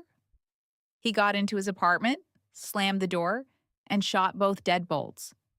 Then he emptied the entire contents of Ryan's envelope right onto his living room floor. Crime scene photos, police interviews, bank records. It was the full anatomy of a murder, spread out on his carpet. He just sat there for hours, cross-referencing every single name, every timestamp, searching for the one clue that would make it all click into place. At 2 in the morning, his phone vibrated. Unknown number. He answered but didn't say anything. All he could hear on the other end was this ragged, frantic breathing, and then his wife's voice, a desperate, terrified whisper. "Austin, listen to me. Whatever you found out, whatever you think you need to stop. Right now. Erase all of it. Get out of Chicago. Just go. Now." He tried to ask her what was happening, but she talked right over him. "I don't have time to explain," she stammered, and he could hear a tremor of pure terror in her voice, a sound he had never, ever heard from her before. "Madison is not who you think she is. Derek's death. Just know that you are in serious mortal danger," she rushed on, her words tripping over each other in her panic. "In my office, on my desktop computer, there's an encrypted file. The password is your birthday. There's something inside that file that can save you. You have to get it, and you have to run." "Stop digging, Austin." He was pleading with her, just saying her name. "Kayla, what is happening?" But the line went dead. He tried calling her back immediately, but her phone was already turned off. I wasn't there for this part, but my buddy Derek's daughter, Kayla, told me everything later. Her boyfriend, Austin, was the one who had to piece it all together first. I can just picture him, sitting on the floor of their apartment, completely paralyzed by it all. A kind of cold that has nothing to do with the weather was sinking right into his soul. Outside, the lights of downtown probably felt like they were mocking him. A million indifferent eyes staring in. He had the frantic warning from Kayla's dad, my best friend, and the ice-cold threat from her Aunt Jessica just echoing in his mind. He was surrounded by a sea of paperwork, and every single page was building a story so monstrous, he couldn't even let himself fully believe it. He knew he hadn't just found some family secret. He'd just kicked a goddamn hornet's nest. But there was no running now. He just flipped open his laptop and logged into the secure cloud server Derek had set up. And just like that, everything Derek had gathered was glowing on the screen. Austin told me he scrolled through the crime scene photos again and again, his stomach churning, blowing up every single detail until it was just a mess of pixels. The housekeeper's purse sitting by the front door, the coroner's rushed, sloppy signature on the report, the routing numbers for a wire transfer worth over $1 million. And then he saw it. His heart just stopped. It was tucked in the corner of an evidence photo, almost completely cut out of the frame, a tiny police tag hanging off it. It was a picture of a man named Jake Miller's nightstand, and the object sitting on top of it. That one little thing changed the entire game. Man, I still can't shake this. My best friend Derek sent me this picture, and it's burned into my brain. He told me it all started when he got this grainy photo on his phone. It was a shot of his wife Kayla's nightstand. And sitting right there was a little bottle of imported sleeping pills he'd seen a million times. But that wasn't the problem. No. What made his whole world tilt on its axis was the little pile of pills next to the bottle. They were small, chalky white, and utterly foreign. They just didn't belong in the picture of the life he thought he had.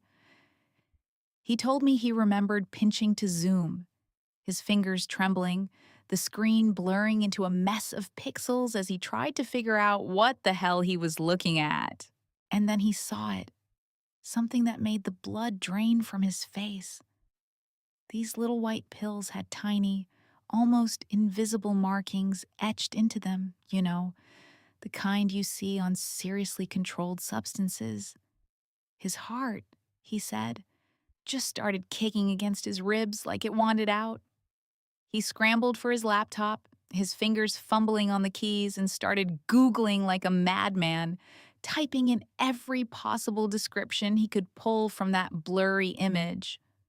Round white pill, weird scores on the side, anything. The search results that loaded, man, he said it felt like dumping a bucket of ice water over his head. The pills were a heavy-duty sedative, something doctors give people for crippling anxiety or full-blown psychotic breaks. This was a whole different league from her usual sleep aid. But this is the part that gets me. The detail that turned this from a simple suspicion into a 5-alarm fire. The search results were covered in massive, bolded warnings. Do not, under any circumstances, take this drug with other sedatives. The combination could cause a catastrophic cardiac event. It could literally make your heart just stop. In that split second, Derek's reality just cracked down the middle. He was about to call his buddy Austin, a good cop I know, when the memory of Kayla's last phone call slammed back into his mind. She'd been hysterical, begging him to look at something on her computer. The password is your birthday, Derek. Promise me you'll look. Her terrified plea was now in a head-on collision with this horrifying new fact. Outside, the city was dead silent, that heavy 3 a.m. quiet. And Derek told me he felt like he was sitting in a room with a ticking bomb. He said to me, his voice all shaky, that he knew right then that some doors, you can't unwalk through them. But there was no question. He had to know what was waiting on the other side. So he gets to his feet, pulls on a dark hoodie and jeans, and grabs his car keys. On his way out the door, his eyes landed on the wastebasket. Sticking out were the shredded pieces of a lawyer's business card. He remembered the offer that came with it. A cool $5 million. Just sign the papers, walk away from Kayla, leave his family's train wreck of a legacy behind, and just vanish. And God, he admitted to me how unbelievably tempting that sounded in that moment. He pulled his apartment door open, stepping out into the shadowed, silent hallway. And right on cue, like something straight out of a thriller, his phone buzzed to life. Blocked number. Every alarm bell in his head was screaming, but he answered it anyway. A woman's voice, colder and sharper than ice, spoke his name. Derek. It was Victoria, a woman tied to his family's business in ways he was just starting to piece together.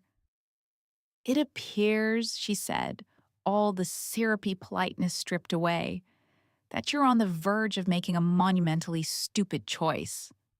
What the hell do you want? He asked her, and he could hear his own voice trembling. I want to help you, she said, but it sounded less like an offer and more like a threat. Kayla called you, didn't she? Did she ask you to retrieve something from her office at your old place? The dead air that followed was all the confirmation she needed.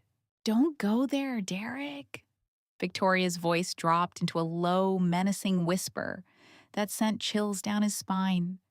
It's a setup. If you walk into that house tonight, I promise you, you won't be walking out. He just let out this bitter, humorless laugh. And why in God's name would I believe a single word that comes out of your mouth? The line went dead quiet for a beat, just long enough for the dread to start creeping back in. Then she dropped the bomb that made the floor feel like it had dissolved under his feet. Because your wife's parents are due to fly home from their European trip in 3 days, Flight CA 1737 landing at O'Hare at 2 p.m., is that correct? He told me he literally forgot how to breathe. The phone in his hand suddenly felt like it weighed 50 pounds. Be a smart boy, Derek. Victoria's voice was a venomous hiss in his ear. Take the payout and disappear. Or you can stick around and find out what moves faster, your little investigation or my ability to make a long-distance phone call. And then she was gone. The line went dead. He just stood there in the dark, shaking. But he said it wasn't fear anymore. It was rage. Pure, incandescent rage. This woman, this complete stranger, was threatening his family, holding Kayla's innocent parents over his head like a guillotine. And right there, she made the single biggest mistake she could have. She gave him a damn good reason to see this through to the end. This, Derek told me, was the exact second he knew there was no backing down. His phone screen was just a black mirror, but he leaned his head back against the cool, dry wall of the hallway, sliding slowly to the floor. The wind was picking up outside, and with every gust, it felt like another piece of this twisted puzzle was snapping into place in his mind. Kayla's panicked, vague warnings, Victoria's ice-cold threats, the news about his father, Connor Hayes, and his sudden, shockingly convenient death, the impossible-to-trace wire transfers. And now, the final brutal piece, the threat against Kayla's parents. This wasn't a series of unfortunate events. This was a goddamn conspiracy, a web that had been spun around him for a very, very long time. And right in the center of that nightmarish image, he could see their faces, all of them, and every single one was smiling right at him. He told me he took one deep, ragged breath, pushed himself off the floor, and walked toward the elevator.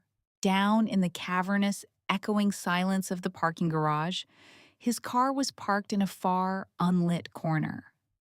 As he walked toward it, he saw something, a small piece of paper stuck under his windshield wiper. It wasn't a parking ticket. It was a photograph. A candid shot of Kayla's parents, their backs to the camera, browsing in some duty-free shop at an airport. The timestamp in the corner showed it was taken just yesterday. On the back, written in a thick, aggressive black marker, were just 2 words: "Last chance." In a sudden, explosive fit of rage, he ripped the photo into 1,000 tiny shreds, threw himself into his car, and roared the engine to life. He peeled out of that garage and into a sky that was just starting to bruise from black to a sick, pale gray. The lights of Chicago were blinking on one by one, but Derek knew, with a chilling certainty that settled deep in his bones, that the real darkness hadn't even started yet. And he was about to be the one to strike the match. His car merged into the early flow of traffic, a river of oblivious people just starting their day. He tapped an address into the GPS, a place he hadn't set foot in for months. The home that he and Kayla had built over 3 years, a home that now felt poisoned by secrets he couldn't even name. But it was the last place on Earth that might hold any answers. Stopped at a red light, he shot a text to a private investigator he'd used before, a shadowy guy he just called the ghost. I need a minute-by-minute timeline for every single person in the Hayes household on the night my father died. Housekeeper, driver, gardener, I want everyone. Price is no object. The reply was almost instantaneous. A single word. Done. A second text buzzed through a moment later. Derek, you're wading into something much bigger than a standard background check. He typed his response without a second thought. Half the money is already on its way to you. The light turned green. He stomped on the accelerator. In his rearview mirror, the city skyline looked like a massive glittering cage, and he knew in that gut-wrenching moment that he either had to find his way out or he had to find the monster who had locked him inside. Just then, his phone vibrated again. A text from Kayla. 3 words that felt like a punch to the gut. Don't come home. He barely even registered it before he swiped it away, deleting the message and flooring it. There are some roads in life, you know. Once you turn down them, you can't go back. You just have to follow them to whatever bitter end they lead to. He told me it felt like he'd been wandering blind for years. But now, his eyes were finally starting to see in the dark. He could finally see the decay that had been hiding beneath the perfect, polished veneer of their lives. He could see the absolute hollowness of the future he'd been promised.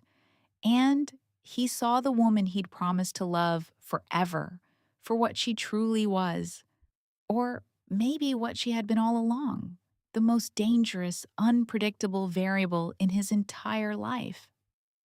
He pulled into their old building, and the overnight security guard gave him a friendly wave.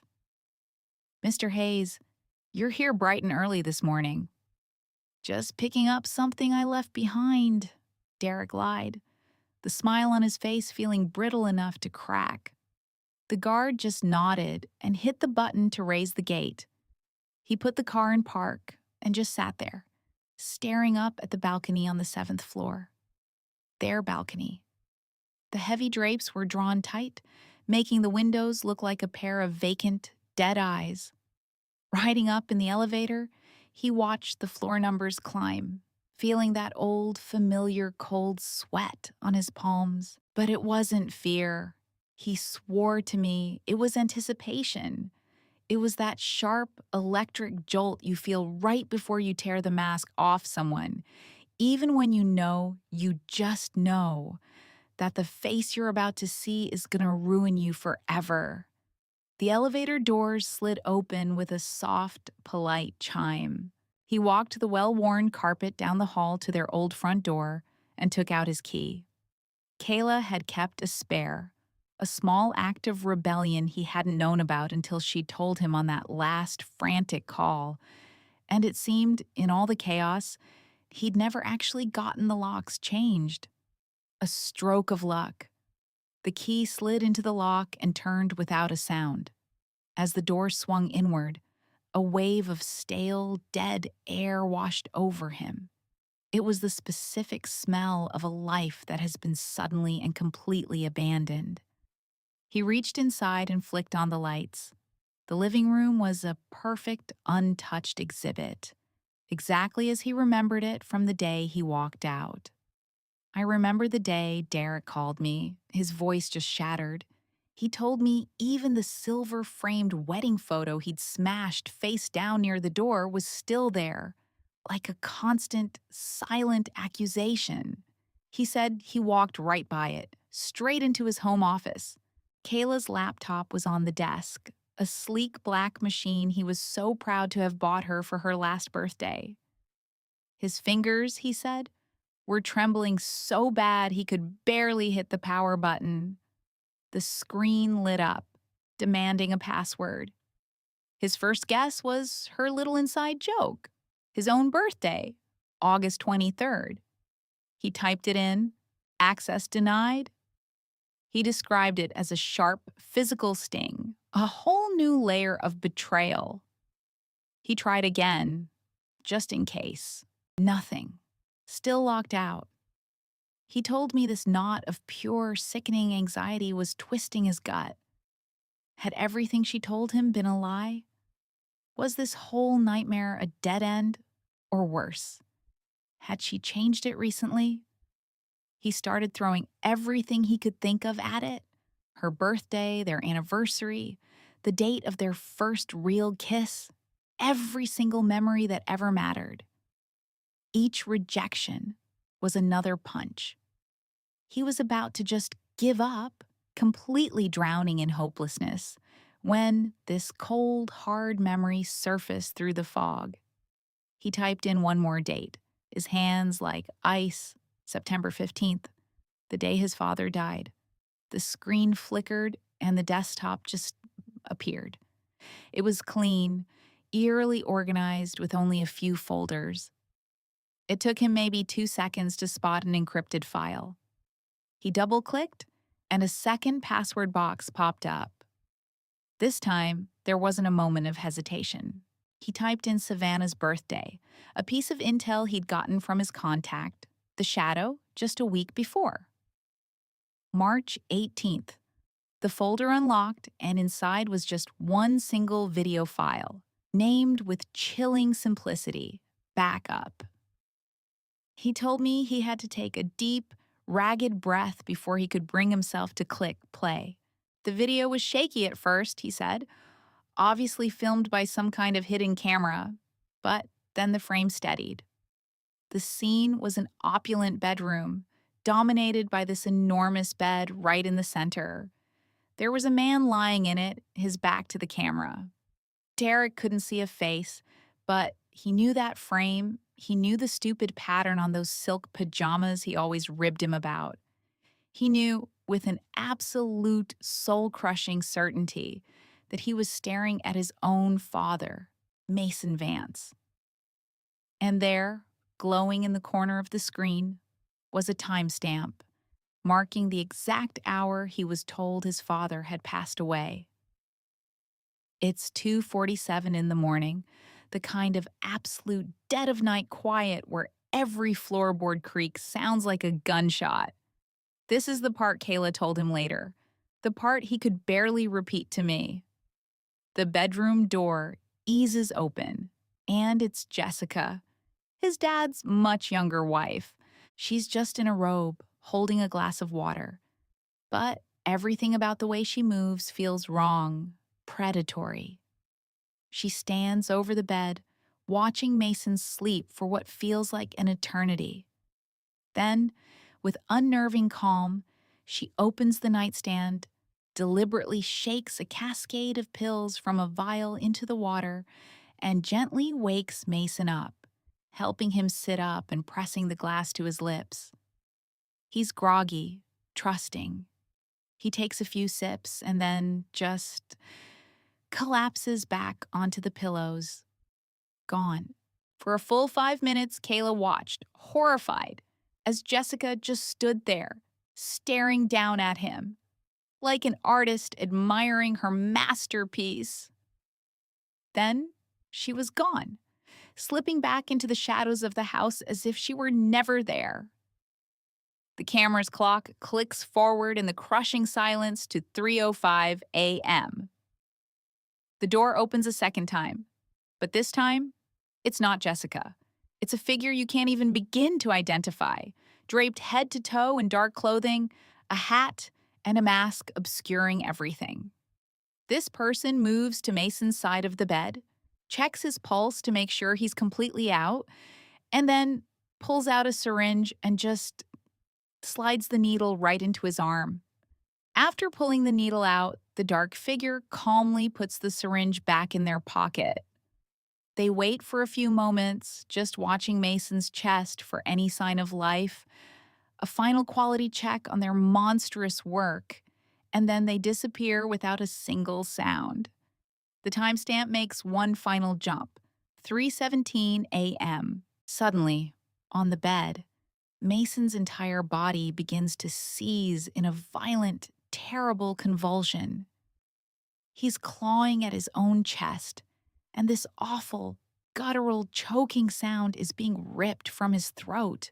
And then, just as suddenly, there's only silence. The convulsions seem to go on forever, nearly a full minute of pure agony, and then his body was just still, horribly, completely lifeless.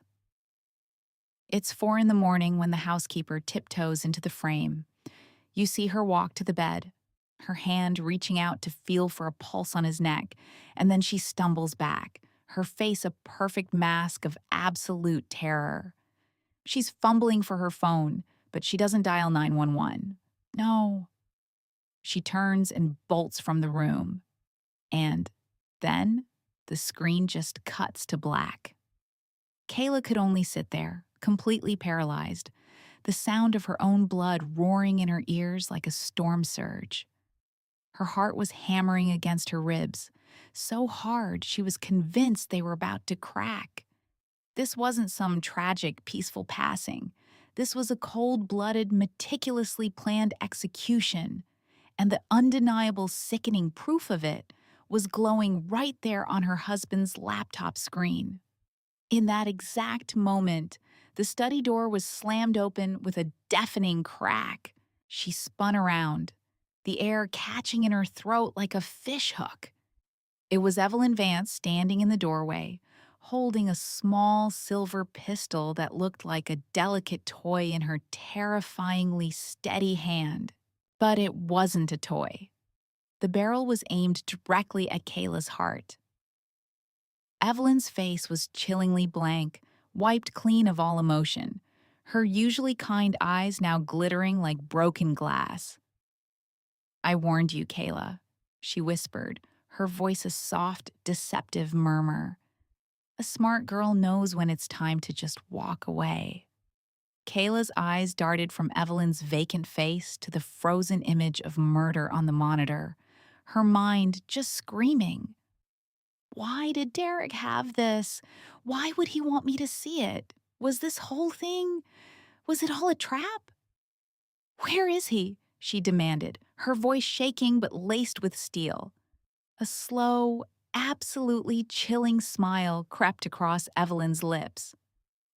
"Oh, he's somewhere safe. Don't you worry about him. He's just waiting to finish one last little thing for me." After that, she sighed theatrically, we can finally have our forever. One last little thing. Kayla began to rise from the chair, her movements unnaturally fluid and slow, her hand drifting almost as if by accident toward a heavy glass paperweight on the edge of the desk. And what would that be? Getting rid of me. "Oh, don't be so dramatic," Evelyn scoffed, taking a single calculated step into the room, the gun never wavering an inch. "I am just taking out the trash. You, Austin, anyone who decides to stand in my way is just garbage that needs to be disposed of."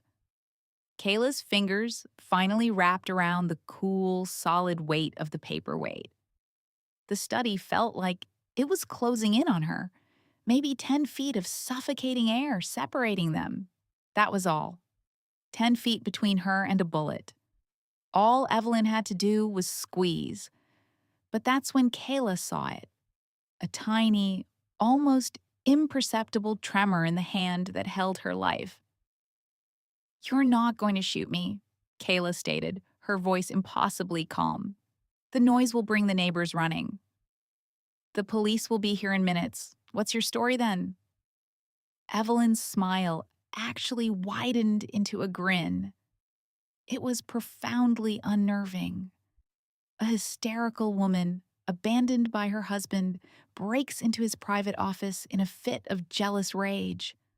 I find her destroying his property. She lunges at me, and I was tragically forced to defend myself. It's a sad but perfectly believable story, don't you think? And the most horrifying part was, she was completely right. If Kayla died in that room, it would be Evelyn's word against a ghost. She would be the only one left to write the history. "I already uploaded the video to a secure cloud server," Kayla bluffed, her heart hammering a wild rhythm against her ribs. You kill me! And a copy gets sent directly to police headquarters by sunrise. For just a fraction of a second, Kayla saw Evelyn's perfect composure waver. But she recovered so fast, it was like a glitch in reality. Hmm, you really think I wouldn't have a plan for that? She pulled a small device, like a garage remote, from her pocket. Derek's laptop has a remote wipe function. The second I push this button, every bit of data on it is gone. Forever. That includes your precious cloud, your emails, any clever little backup you think you have. A cold bead of sweat trickled down Kayla's spine. Was Evelyn bluffing back? It was a terrifying gamble. Derek was a certified tech genius. It was completely plausible. So, let me break it down for you, Evelyn said, her voice dropping to a conspiratorial hush. Option 1, you hand over the laptop, you sign a very restrictive NDA, and you take the generous pile of cash I offered. Option 2, I kill you. And then I erase every last digital trace of this unfortunate incident. The choice is yours, my dear. Kayla glanced from the unblinking barrel of the gun to the doorway behind Evelyn. The study was at the far back of the apartment, a good 40 feet from the front door, her only possible escape. What were her chances if she just bolted? What were her chances if she lunged with the paperweight? The seconds stretched out, thick and heavy like syrup, each one feeling like a lifetime. Evelyn's fingers seemed to tighten on the trigger, and just as Kayla braced herself for the searing impact, Evelyn spoke again, her voice dripping with a sick, twisted kind of sincerity. You know, in a way, I really do admire you, Kayla. And then, she actually doubles down on the crazy mind games. You know, Evelyn says with this fake sigh, if things had been different, I think you and I could have actually been friends. Kayla's reply was pure ice. Friends don't try to systematically destroy each other's marriages. But Evelyn just let out this hollow laugh, a sound completely devoid of joy. Oh, you sweet, naive thing. You can't possibly believe I actually care about Derek, do you? Your husband is nothing more than a pawn on the board. The accusation just hung there in the suffocating air. A piece you use, and then sacrifice when it served its purpose, just like you did with Mr. Sterling. And that's when Kayla's composure finally shattered, the unspoken name hitting her like a physical blow. Evelyn's smile was pure predator. I simply helped Mr. Sterling arrive at the conclusion he so richly deserved. Derek told me it was like a switch flipped. Right there in the study, with a gun pointed at Kayla's chest, Jessica's whole perfect polished mask just evaporated. What was left was something cold and ancient. She started talking about her old boss, Mr. Albright, the tycoon she'd worked for 2 decades. He was a dying man, she'd said, the whole twisted story just spilling out of her, desperately clinging to an empire he was too frail to manage. Derek said, Kayla described how Jessica's voice filled with this sick pride. For 20 years, I was the one holding it all together, running his entire company, bearing every one of his dirty secrets with my own 2 hands. But all that loyalty, her entire life's work, it was nothing to him. His will was nothing but a beautiful prison, built to make sure she could never be happy, never be free of him. Her voice, which had been so steady, finally started to tremble with the sheer weight of that betrayal. What kind of woman did he really think I was? Derek said the question hung in the air, not with sadness, but with pure distilled fury. So you've pieced it all together, Jessica said.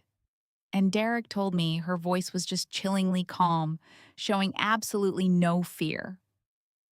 She knew Kayla was onto her, that she'd murdered her former boss and was now tying up all the loose ends. Kayla pushed her, asking about the proof, the drugs she'd seen on the video. Jessica's eyes just narrowed. And man, that right there was her biggest mistake. She completely misjudged the woman standing in front of her. "You are a clever one," she admitted, but the way she said it sounded less like a compliment and more like a death sentence. And that's when the gun came up, aimed right at Kayla's heart. Kayla told Derek later that her fingers were wrapped so tightly around a heavy glass paperweight on the desk. It was the only thing she had, and she knew in her gut she was only going to get one chance to use it. And that's when they both heard it, a sound that didn't belong. Footsteps, quiet, but they might as well have been gunshots in the dead silence of that apartment. Jessica spun around, and that cold, perfect composure of hers finally shattered into a million pieces. The door swung open, and standing there, looking like he had literally walked through hell and back, was my boy, Derek.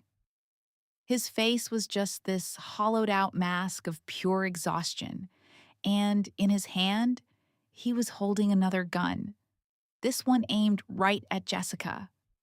For a second, Derek said, nobody even breathed. It was this awful, perfect picture of betrayal. 3 people, 2 guns, one room that was about to completely explode. Derek's eyes locked onto Kayla's, and he said it was like she could see the entire nightmare of the last few months mirrored right there in his gaze. The guy was an absolute wreck. I saw him later, and he hadn't shaved in what looked like a week, and his suit was so wrinkled it looked like he'd been living in his car. "Put the gun down, Jessica," Derek said, and he told me his voice was just this raw, gravelly whisper. But Jessica didn't even flinch. Instead, she adjusted her aim, her arms sweeping in an arc that covered both of them. "You too?" she hissed, the words practically steaming with poison. "Decided to turn on me too, did you?" Derek took one slow, deliberate step into the room, planting his feet. "I was never on your side," he said, and the words just hung there in the electric air between them. "Not from the moment you asked me to drug my own wife's coffee." Derek said the confession hit Kayla like a physical blow. This was the first she was hearing any of this, but my friend's focus never wavered from Jessica. "3 months ago," he just kept going, laying out the whole sick story like a prosecutor delivering a closing argument. "You wanted me to switch out Kayla's sleeping pills, add a little something extra to make her seem confused, unstable, to make everyone think she was losing her mind. You were setting her up for a fatal accident, weren't you? So I'd inherit her company shares, funnel the money to you, and you could finally close that last round of funding for your new venture. Is that about right?" Sleeping pills. The memory, Derek told me, just slammed into Kayla, suddenly sharp and terrifying. The stress at that time had been unbearable, and sleep had felt like a distant luxury. Derek had brought her a new bottle of pills, swearing they would help, but she never took them. She's always had this thing about unnecessary medication. Derek finally risked a look at her then, and he said his face was just this painful, gut-wrenching mix of shame and overwhelming relief. "You didn't take them," he said, and it was more of a statement than a question. "I swapped them for vitamin supplements, but you never even took them. And somehow, Jessica found out." Jessica just sneered, and the expression made her beautiful face look monstrous. "So, the plan had to evolve," Jessica admitted, her voice absolutely dripping with contempt for him. "Mr. Albright died. I needed a loyal partner to help me seize control of the company.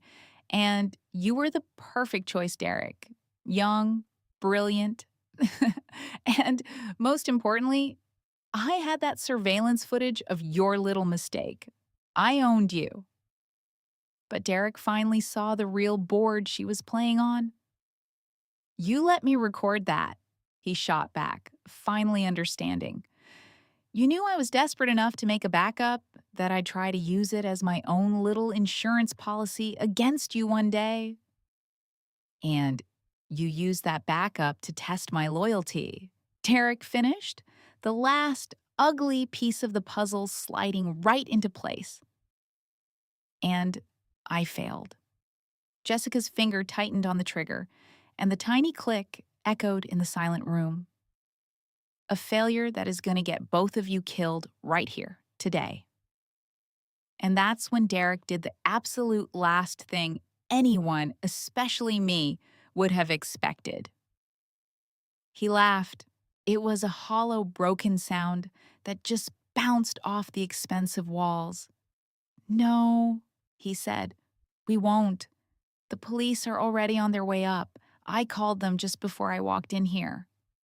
And for the very first time, the mask of Jessica Vance's perfect cold control didn't just crack, it completely shattered. And right as he says it, you can just hear it. That faint, far off wail of sirens growing louder from the streets below. And in that 1 second, that single moment of distraction, Kayla makes her move. She just lunges, bringing that heavy glass paperweight down hard on Jessica's wrist. A blood-curdling scream tears out of Jessica, and the gun, it just clatters onto the hardwood floor. And Derek. Derek moves with a speed that nobody, especially not Kayla, knew he had in him. He kicks the gun away, twists Jessica's arm up behind her back, and slams her against the wall. His whole body, his every move. It was practiced. It was precise. This was not the quiet, thoughtful architect Kayla had married. Not even a little bit. So that's the scene the cops find when they finally burst in just seconds later. You've got Jessica screaming every curse word imaginable, a surprisingly capable Derek holding her in what looked like a textbook control hold, and Kayla just standing there, the heavy paperweight still gripped in her hand. Please, don't move.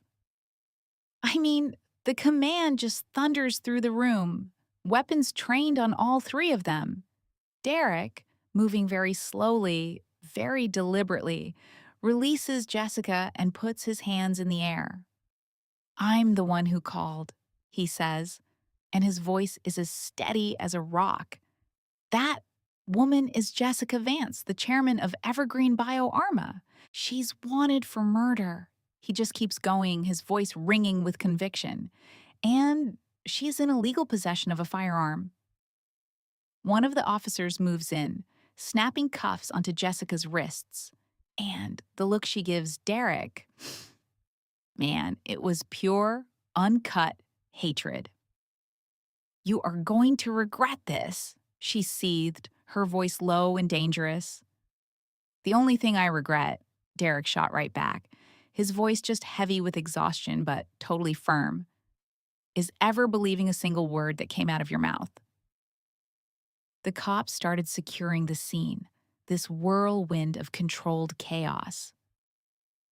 Derek and Kayla were separated, taken to opposite ends of the living room to give their statements, like two little islands, in an ocean of blue uniforms, camera flashes, and the two handguns lying on the floor like discarded toys. After Kayla gave her statement, this kind-faced female officer handed her a glass of water. Miss Collins, do you need a medic to check you out?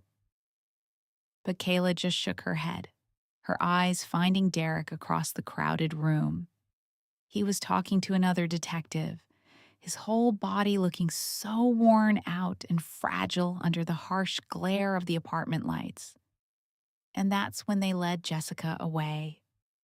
As she passed Kayla, she paused, and her voice dropped to this low, chilling whisper, meant only for Kayla's ears.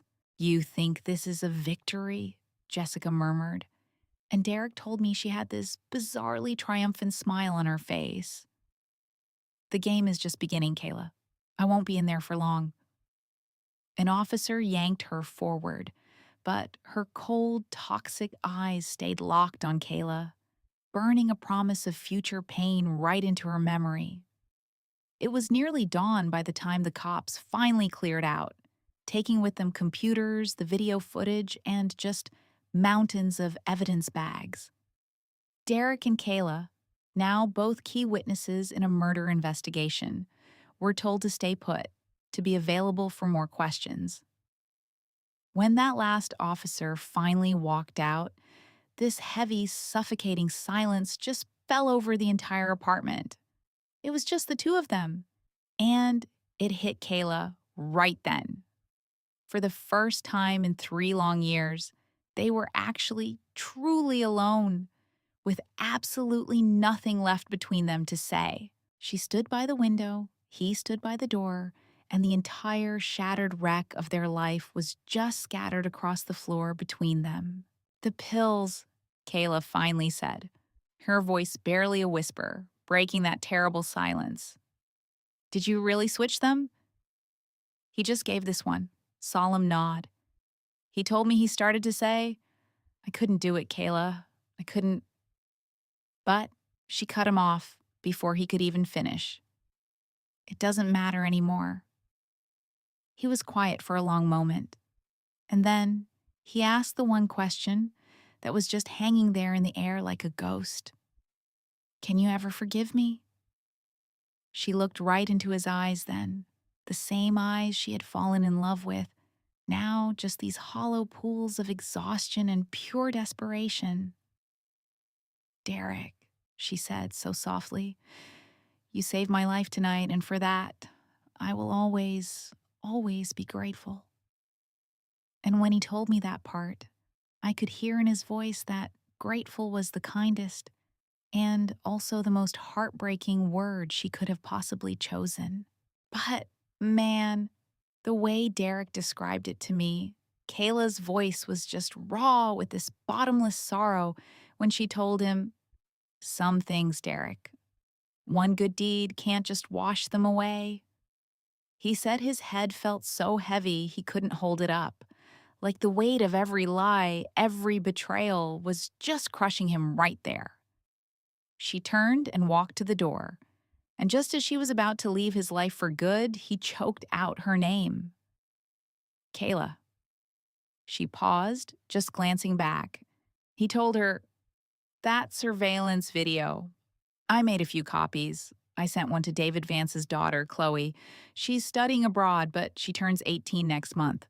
And turning 18 meant Chloe would inherit everything, basically yanking the corporate throne right out from under Jessica." Derek said Kayla just looked stunned, her face a total blank. "Why would you do that?" she asked him, completely lost. He gave her this broken, bitter smile. I saw that same look on his face a week later at the bar and said, "Because I had to try to fix something, even when I know some stains never come out." What do you even say to that? She didn't say anything. She just opened the door and walked out, leaving him there. As she went down the stairs, the first gray light of dawn was just starting to touch the city. A couple of squad cars were pulling away from the building, but a little cluster of nosy neighbors were still huddled up on the sidewalk, whispering to each other. Kayla slipped right past them, a ghost in her own life, and got into her car. The second she shut the door, her phone buzzed. It was her lawyer, a woman named Dawson. Her voice was electric. "Kayla, I just saw the news. They arrested Jessica Vance. How in God's name did you pull this off?" Kayla, just running on fumes, said, "It's a really long story. I'll make sure you get your fee, just like we agreed." But The lawyer just steamrolled her, saying, "This is way beyond the fee now." "This changes the entire game." Ms. Dawson just kept gushing, all professional excitement. "We can leverage this, force a much bigger settlement." But Kayla cut her off. "Ms. Dawson, I have a theoretical question for you. If someone does the right thing, trying to make up for something truly awful they did, can they ever actually be forgiven?" I remember Derek asking me the same damn question. There was this long, thoughtful silence on the other end of the phone. Finally, the lawyer said, "From a legal standpoint, providing key evidence and cooperating fully can result in a dramatically reduced sentence. Morally speaking," the lawyer added, almost as an afterthought, "I suppose that's a question only you can answer." Kayla ended the call. She just sat there in the driver's seat, watching the sky bleed from charcoal gray into a pale, washed out blue as the Chicago skyline came into focus. A new day was breaking, but all she felt was this cold dread coiling in her stomach. She knew, man. She knew in her bones it wasn't over. Jessica's last words to her, that chilling promise that the game is just beginning, was stuck in her head like a sliver of glass. A woman who could plot for 20 years, who could murder her husband, build a whole corporate empire on a foundation of lies. Was a monster like that really going to be taken down by one video? Of course not. Her phone rang again, shattering the quiet. This time, it was an unknown number, an international code. She hesitated for a beat, a tiny moment of indecision, and then she answered it.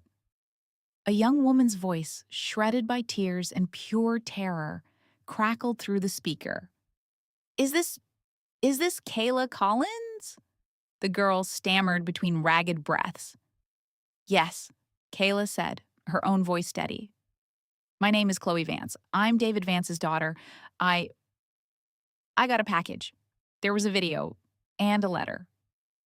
The poor girl's voice just completely shattered. "The letter says if I take this video to the police, they're going to kill my mother. Please, what am I supposed to do? They have my mother."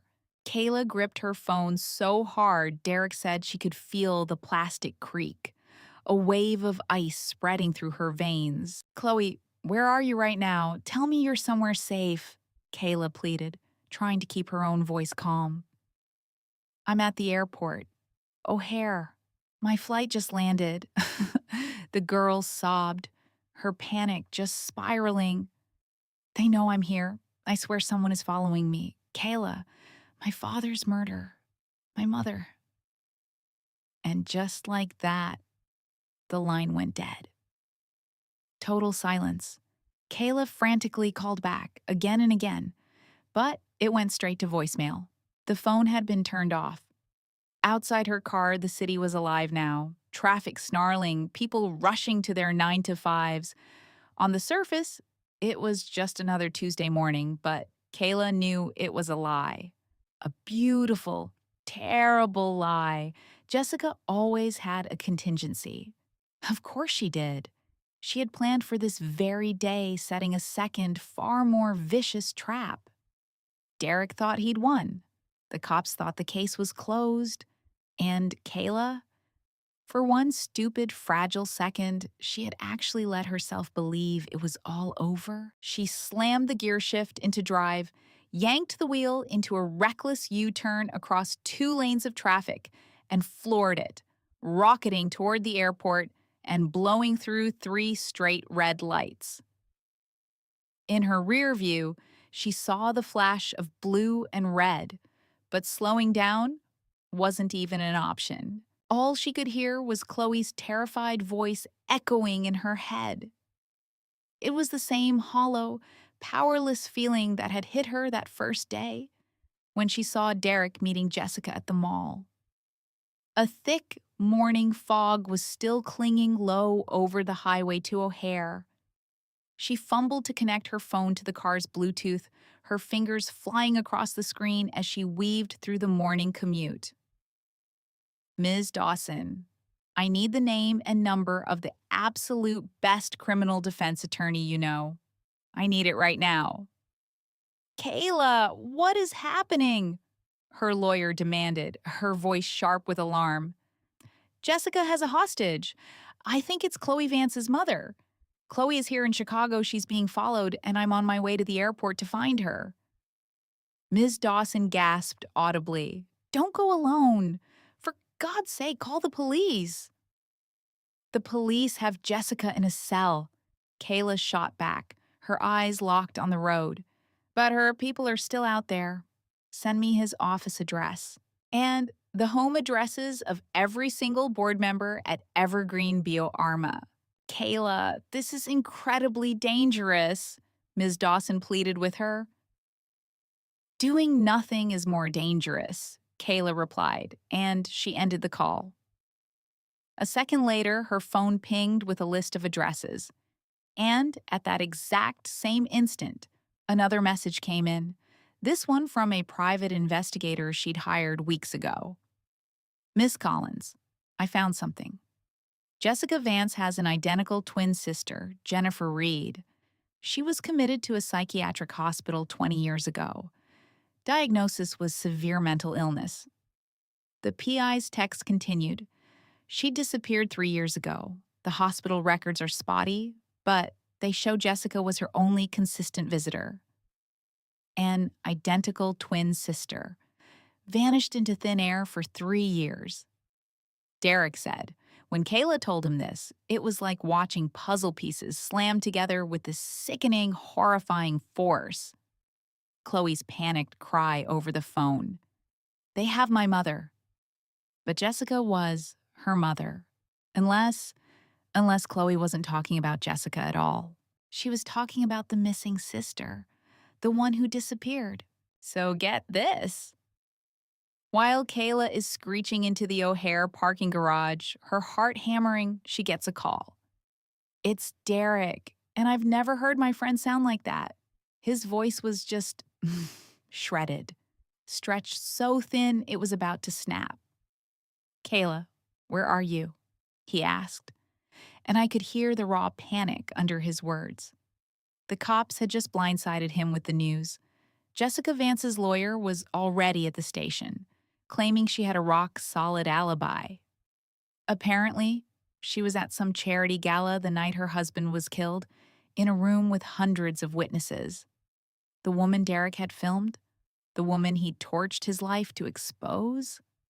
The police were now saying she was just an imposter.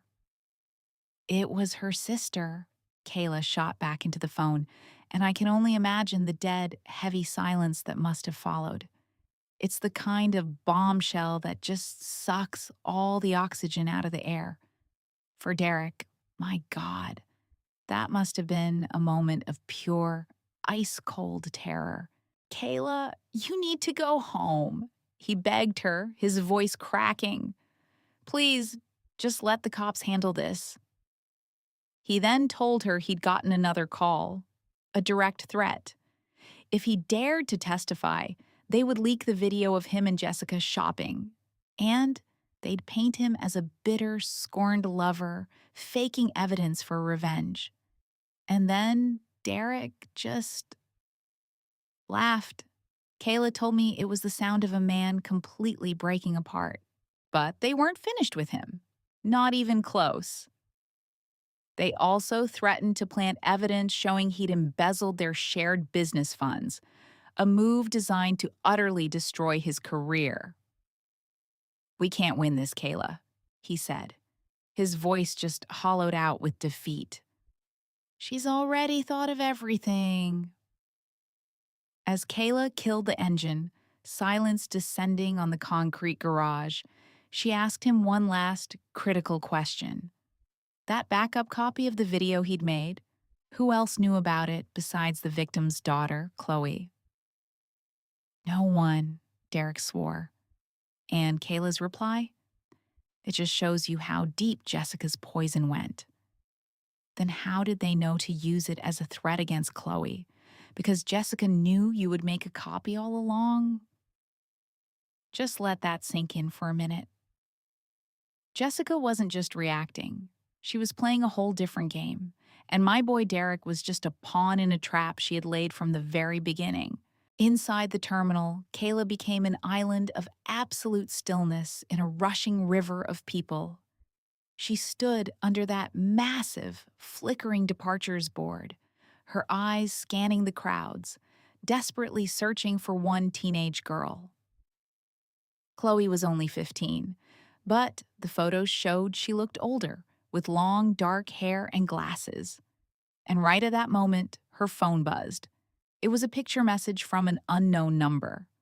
It was Chloe, wearing a baseball cap and pulling a small suitcase, standing in the designated smoking area just outside Terminal 3. Derek called me, and his voice was shredded.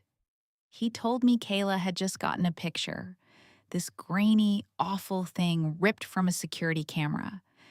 And it was everything she'd been terrified of.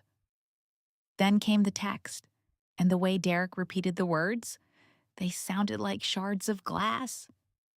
You want her safe? Come to parking garage B, level 2, section D, alone, no police, or you know the consequences. The number was a ghost. Derek said he could hear the blood draining from Kayla's face over the phone. Even with Jessica Vance behind bars, her sick little empire was still running, still reaching out to hurt them, proving she was nowhere near done. This wasn't just a threat, it was a goddamn summons. I mean, Kayla had backed the queen into a corner, but the game was a long way from over. And Jessica still had monsters on the board ready to take out anyone who stood in her way. This wasn't a warning. It was a ransom note. Derek told me Kayla's hands were shaking so hard she could barely dial the anonymous number. It rang 3 times, 3 lifetimes, before someone answered. The voice on the other end was a nightmare, warped by a modulator into something cold and inhuman. "Miss Miller, where is Maya?" Kayla demanded, and I can only imagine the strength it took to keep her own voice from breaking. "She's perfectly safe," the robot voice buzzed back, "as long as you follow the instructions." But Kayla, God bless her, didn't fold. She demanded to hear Maya's voice, to get proof she was even alive. After a few seconds of what must have felt like the most agonizing silence in history, this terrified, choked plea crackled through the phone. "Kayla, don't come. There are too many of them." And just like that, the line cut. "You heard her," the distorted voice said, coming back on. "Now, parking garage B, level 2. You have 10 minutes. Then silence. Just the chilling, empty void on the other end. Derek said Kayla just stood there, staring at her phone, her mind just screaming. It was a trap, obviously a trap. Going alone was insane, a suicide mission. But not going? That could be a death sentence for Maya. They'd been so clear, no cops. But what if they were bluffing? Her eyes scanned the airport and landed on the information desk. She ran over, practically begging for a pen and paper, and scrawled this frantic, heartbreaking message. "My name is Kayla Miller. If I don't return in 1 hour, give this to the police. I am in parking garage B, level 2, section D. A kidnapping is happening." She folded it, shoved it at the terrified kid working the counter, and, with a single word, "Please," she just turned and ran. Parking garage B, Derek told me, is one of those giant, soulless concrete tombs where the air feels thick and dead. Section D was tucked away in the darkest, most isolated corner, right next to some garbage disposal area that reeked of rot and damp concrete. Kayla forced herself to slow down, to control her breathing, while her hand slipped into her purse. Her fingers found the can of pepper spray Derek had made her start carrying years ago. Miss Miller, so punctual, a voice echoed from behind a massive concrete pillar. I get chills just thinking about it. Two guys stepped out from the shadows. One was a mountain, the other was short and looked like a coiled spring.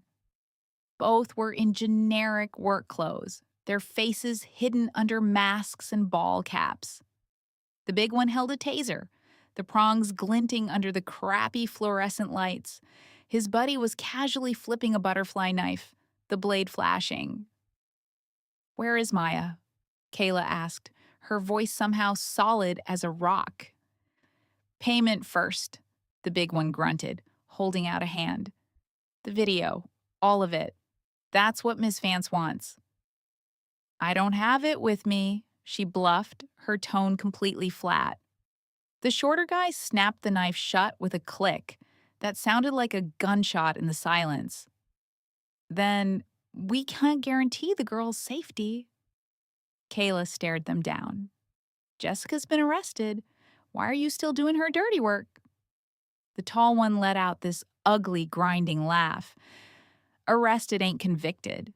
And the kind of money she's offering, it's more than guys like us see in 10 lifetimes." "So, you were in on Mr. Vance's murder, too?" Kayla pushed, watching their every move. The two guys exchanged a look, and man, that look said it all, before the short one spat on the ground. "That old fool had it coming. You get in the way of that kind of payday, you get paid in other ways." And just like that, the whole ugly picture came into focus. These weren't just thugs. They were the professional crew Jessica hired to do the actual killing. "I can get you the video," Kayla said, taking one single, calculated step back. "But first, I need to see that Maya is safe." The tall guy just shook his head and started moving toward her. "No deal. You give us the drive, the girl walks, you refuse, and neither of you are leaving this garage today." Kayla's back hit the cold steel of a parked SUV. The silence in that place felt like it was physically crushing her, the only sound the wild drumming of her own heart. The pepper spray must have felt like a wet bar of soap in her palm. Just as the creep lifted the taser, another sound sliced through the tension, the far-off wail of police sirens. Instantly, both of their heads snapped toward the entrance ramp. "You called them?" The short one snarled, his voice pure venom. "It wasn't me!" she screamed back as the sirens got louder, closer, howling as they tore up the levels of the garage. Cursing, the tall one booked it, his partner on his heels, the two of them just vanishing back into the darkness. Kayla didn't even think about them. She sprinted straight for the pillar they'd come from and found a small door marked utility. The lock was old and rusted. Seeing a loose brick nearby, she grabbed it and just started hammering on the doorknob. It took 3 brutal hits before the rusted metal gave way. The room inside was tiny, suffocating, and smelled like chemicals. And there, in the corner, was Maya, tied to a chair. A piece of duct tape was stretched across her mouth, her eyes swollen and red from crying. She started struggling like crazy when she saw Kayla, who rushed in, ripping the tape away and clawing at the knots in the ropes. "It's okay," Kayla kept saying, her voice so gentle. "It's okay. The police are here." Maya gasped for air, her little hands grabbing Kayla's arm like she was drowning. "My mom," she sobbed. "They took my mom. They said if I told anyone about my dad, they would kill her." "Where is she?" Kayla asked, as gently as she could. "I don't know, but I know who she is," Maya whispered, her hand trembling as she pulled a folded-up photograph from her pocket. It was a picture of a young couple holding 2 identical baby girls. "Jessica's my aunt," she choked out. "My mom is Emily Reed. 3 years ago, my aunt took her from the hospital. We haven't seen or heard from her since." My jaw hit the floor when Derek told me that part. A month before he died, Maya went on, shaking all over, my dad told me that if anything ever happened to him, I had to find this. From her other pocket, she pulled out a small, old school brass key. A number was etched into it, 317. What is it? Kayla asked. My dad said it opens a safety deposit box at his bank, Maya explained. He said, he said it held something that could protect my mom. By then, the sirens were deafening, right outside the door. Let's go, Kayla said, helping the poor girl to her feet. We need to get out of here right now. The second they stepped out of that dark little room, they were blinded by the flashlight beams of a whole squad of cops. The officer in charge, the same woman who'd been at Kayla's apartment, looked like she'd seen a ghost. Miss Miller, are you all right? We got a tip from someone at the information desk. The kidnappers went that way, Kayla said immediately, pointing to the far end of the garage. 2 men. They're armed. The officer started barking orders, sending her team running before focusing completely on Maya. You must be Maya Vance. We need you to come down to the station to give us a full statement. But Maya just held onto Kayla's hand for dear life. I have to find my mother first. The cop hesitated, her eyes going from this fierce woman to this traumatized kid. And finally, she gave a slow nod. Okay, I'll assign 2 of my officers to escort you to the bank, she said. But first, Miss Miller, you are going to tell me everything you know about that key. On the drive downtown, Derek's phone rang. He sounded like he'd aged a decade in a few hours. Jessica wants to see you, he said, and the words just hung there in the silence between us. Me? Kayla asked, completely floored. She says she has critical information about Maya's mother. Derek took this deep, ragged breath. Her lawyer is trying to cut a deal. They'll trade the information for a plea bargain, but only if we drop the charges. Kayla's answer was pure ice. Not a chance in hell. I know, Derek told her. Right away. But Kayla, maybe you should go. Just go and hear what she has to say. And Derek told me he watched Kayla look out the window at the blurry city lights, and then down at the 15-year-old girl next to her, a kid who just lost her dad, whose mom was missing, and whose aunt was a monster in a designer suit. And he knew she was going to do it. Look, I've got to tell you about my friend Derek. You need to understand who he was to understand the absolute hell his family went through. It all came down to this small, old-fashioned brass key he left behind. For his daughter, Kayla, that little piece of metal was the last sliver of hope she was clinging to. I still remember getting the call from her voice shaking but so damn determined. I got the address, she said.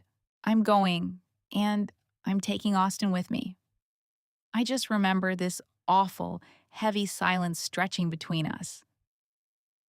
Kayla, I finally managed to say, are you absolutely sure this is a good idea? And her voice turned to steel. He deserves to know the truth, she said. All of it. That bank box needed 2 things to open, the key and a password. They tried everything Derek might have used, his own birthday, his wedding anniversary, the date he founded his company. Absolutely nothing. It felt like hitting a brick wall over and over. Then, on their 3rd try, Kayla suggested Austin's birthday. And I'm told you could hear this deep clunk, a sound of heavy steel tumblers falling into place, and the massive vault door just swung open. But what they saw inside wasn't some treasure trove. There were no stacks of $100 bills, no family heirlooms. It was just a simple manila folder and a single black USB drive. The documents inside, They were a tangled mess of stock transfers, bizarre amendments to Derek's will, and a thick pile of medical records for a woman none of us had ever heard of, Chloe Miller. And the diagnosis, printed right there in cold black ink, just sucked all the air out of the room. Severe post traumatic stress disorder. The reason for that diagnosis was spelled out in a single gut wrenching line of text. Subject witnessed her twin sister, Jessica Vance, murder their parents. The report said Chloe was only 7 years old when it happened. 7. I can't even wrap my head around that. The USB drive, when they plugged it in, had just one file on it, a single audio recording. And then the voice of my best friend, Derek Vance, filled that cold, sterile room. It was a voice I knew better than my own, but it sounded so tired, so burdened by a regret that felt like it was 100 years old. Kayla, he began, if you're hearing this, it means I'm already gone. I am so incredibly sorry I kept all of this from you. His voice continued, crackling with stored emotion. Your mother, she isn't the person you've known your whole life. The woman you call mom is actually her twin sister, Chloe. 20 years ago, to get her hands on the family fortune, Jessica, your aunt, she started a fire that killed my parents. Your mother saw the entire thing happen and the trauma. It just shattered something deep inside of her. His voice broke right there, a raw, painful sob from a man who was already gone. I put her in the best facility I could find. I swear to God, I thought I could keep her safe there. But I failed her, he confessed, and you could feel the crushing weight of that single failure in his words. 3 years ago, Jessica found her. She took her. And she has been using your mother to blackmail me ever since, forcing me to sign away my entire company, to rewrite my will and leave her everything. I did every single thing she demanded just to keep Chloe alive. But I left one last safety switch. It's a special clause in my will, and it states that if Chloe dies, or if she remains missing for more than 6 months, every single share that Jessica thinks she's inheriting will become completely worthless, and the entire estate transfers directly to you, Kayla. That tiny recorded voice of my dead friend echoed in the vault, laying out this absolute nightmare, piece by horrible piece. Derek's final words just seemed to hang in the air, explaining the whole twisted truth. The DNA report in that folder. His voice cracked with a desperation that felt so present it was chilling. It will prove everything about who your mother really is. Kayla, I failed you, and I failed her. But you have to listen to me now. Jessica will do anything for that money. If something happens to me, you cannot believe a single word that comes out of her mouth. Do not try to get revenge. You take all of this evidence to a lawyer. You protect yourself and you protect your mom. If she is even still alive. When the recording finally clicked off, the silence that followed was deafening, heavier than any sound I've ever known. Kayla, who had been an absolute pillar of strength through this whole ordeal, she just collapsed. She fell onto a velvet couch in the bank's private viewing room and just broke down. Not with loud wails, but with these silent, heaving sobs that look like they're physically tearing a person apart from the inside. The documents felt like they weighed a ton in Austin's hands. He said his own fingers were shaking. A 20-year-old arson, a will signed under duress, a sister who had been systematically erased from her own life. Jessica hadn't just become a monster. My gut had been screaming it for years. She had always been one. The police officer they'd brought with them was just flipping through the pages. her jaw getting tighter and tighter with every new piece of the puzzle. "We're reopening the investigation into the fire from 2 decades ago," the officer finally stated, her voice cold as stone, "and the disappearance of Chloe Miller." But Kayla wasn't even listening. Her mind was locked on one single thing. She shot up from the couch and grabbed the officer's arm, her eyes wild with this fragile, desperate hope. But where is my mother right now? Is she even alive? It was the one question nobody in that vault had an answer for. The drive to the detention center to finally see Jessica was suffocating. Kayla just stared out the window, the city lights a meaningless blur, clutching that old brass key from the bank box so tightly her knuckles were white. Then she just whispered Austin's name.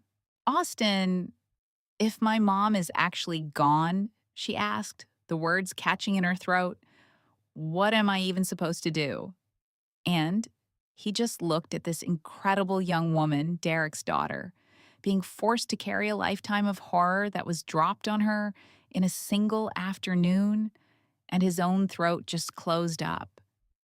He told me he thought about his own family, about the threats Jessica had made against them, that cold knot of fear and fury that had been living in his stomach for 3 months. "You'll live," he told her, trying to make his voice sound a hell of a lot stronger than he felt. "And you will build a life for yourself that is so much better than she could ever even imagine." The meeting room at the jail was somehow even smaller and more claustrophobic than he had pictured. And then there she was, Jessica, sitting on the other side of a thick glass partition, looking disturbingly serene in a standard issue orange jumpsuit, her dark hair still perfectly in place. When she saw them approach, this slow, bone-chilling smile spread across her face. "Kayla, you came," she said. Her voice, tinny and distorted through the cheap speaker, had that same gentle, composed tone that I had come to despise. "You look so much like your mother." Kayla went completely still next to Austin, a statue carved from grief and rage. "Where is she?" Austin demanded, cutting right through her performance. Jessica just leaned back in her chair, the perfect picture of someone who believes they are in complete and total control. "Oh, she's somewhere very safe," Jessica purred. "And as long as you drop all of these absurd charges and forget all about Derek, then I'll be more than happy to tell you exactly where to find her." Austin told me he actually laughed, but it was a harsh, bitter sound. "That's not happening. You can't just bargain your way out of a murder charge." A terrifyingly wide grin bloomed on her face. "Then you will never find her. And I can assure you, even if you do manage to prosecute me, I won't be staying in a place like this for very long. I have the best lawyers that money can possibly buy," she continued, her voice dripping with confidence, "and a very long and very well documented history of psychiatric issues." Her eyes then shifted, and her gaze landed on Kayla like a physical blow. "And most importantly, I have your mother's signed declaration, voluntarily transferring her full legal guardianship over to me." Kayla slammed her palm down on the counter that separated them. "You made her sign that?" Jessica just arched a single eyebrow, a perfect portrait of condescending calm. "And where exactly is your proof?" "The court, my dear niece, only cares about the evidence it can see and touch." Austin stared right into her eyes, eyes that once seemed unreadable. And now he saw nothing in them but a deep, bottomless well of evil. This wasn't a woman who was afraid of going to prison. She had already mapped out every single one of her escape routes. She wasn't even afraid of the truth coming out because she was absolutely convinced she held the ultimate trump card. Chloe's life. "What do you want?" Austin finally asked, and he said the words tasted like poison in his mouth. "It's quite simple," Jessica said, laying out her demands as if she were ordering lunch. "Kayla will renounce all of her inheritance rights, and every single share of the company will be transferred directly into my name. And you?" she said, pointing a finger directly at Austin. "Will sign a non disclosure agreement admitting that all of your previous accusations were just a terrible misunderstanding. And you, Derek," Kayla added, her voice dripping with that infuriating boardroom level composure, "will keep playing the part of my public business partner until we get this evergreen IPO finalized." I remember Derek telling me he could feel the sneer pulling at his own mouth, a completely involuntary reaction. "And then what, Kayla? What's the play? The second the stock goes live, you cut us all loose, don't you? One by one." The craziest part, she actually smiled. "Don't be so dramatic. I'm simply taking back what's mine. That entire fortune was supposed to be my inheritance and mine alone. But my parents, they always preferred Olivia. Just because she was sick all the time, just because she was so goddamn fragile." "Why?" Derek said. Her voice just shattered, losing all that corporate polish and cracking open with decades of pure, unfiltered rage that twisted her features into something truly ugly. "So, I took what was rightfully mine, using my own methods." Her eyes then locked onto Madison, and Derek told me it was like watching a predator size up its prey, a look of pure, white-hot hatred. "Your mother owes me. Your father owes me. And now, Madison, it's your turn to settle the family debt." My God, his daughter. She stood up, this small girl shaking from head to toe, but her back was a steel rod. "You're insane," she said, and her voice didn't waver. It just rang out with this incredible strength. "You're the ones who are insane!" Kayla shrieked back, lunging to her feet so fast her chair screeched against the hardwood floor. I wasn't there in the room with him, but Derek called me the second he got out, and I've never heard my best friend sound so broken. He told me Haley gave him 3 days. Just 3 days. He repeated her words to me, his voice cracking over the phone. He said, "If I don't have the signed stock transfer agreement in my lawyer's hands in exactly 3 days, you can start planning Kayla's funeral." I remember just sitting there in silence, my blood running cold. Derek told me that as they dragged Haley away, she looked right at him and mouthed the words, "You lose." He said it was like being punched in the gut, realizing he was just a piece in some twisted, sick game he never even knew existed. I was in the car with them on the way back, and Megan was just shattered, her sobs filling the entire car. Derek was gripping the steering wheel so hard his knuckles were bone white, his mind just a tornado of pure terror. I knew, and he knew, that Haley's threat was absolutely real. If she could pull off a kidnapping from a jail cell, a murder would be child's play. We kept asking ourselves, could we risk calling the police? Could they find Kayla in time? It was a nightmare of a choice, a bet with the worst odds you could imagine. And Haley had only given them 3 days. Just then, his phone lit up. It was his contact, a guy named Chris.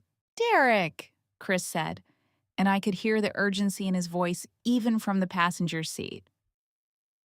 "I found that old case file on the fire. It was never an accident." Derek put him on speaker. "The official report says arson, but listen to this. The lead detective on the case, a guy named Peterson, resigned a year later. He's now the head of security at Evergreen Biopharma." I saw the shock hit Derek like a physical blow. What's his name? Derek asked, his voice strained. Detective Peterson, Chris said. And then he paused for a beat. And that's just the start of it. Chris kept going. After Haley's parents died in that fire, the insurance paid out a fortune. Haley was the only beneficiary, but she was only 17. That entire sum was supposed to be put in a trust for her. Derek didn't even have to ask the next question. I think we both knew what was coming. But on the exact day she turned 18, Chris continued, the entire amount was wired out of the country. And the destination, it's gone. Vanished. I watched Derek's mind race, the horrible puzzle pieces snapping together. Can you find where that money went? He asked. It's going to take some time, Chris told him. But time was the one thing we just didn't have. Derek's private investigator, Ben, called next. And his voice was dead serious. The kind of tone that makes your skin crawl. He'd been looking into this dirty cop, Officer Miller, and he'd found the mother lode. He said, Derek, Miller's son started at some elite college overseas last year. And get this, right before he left, $200,000 just appeared in his bank account.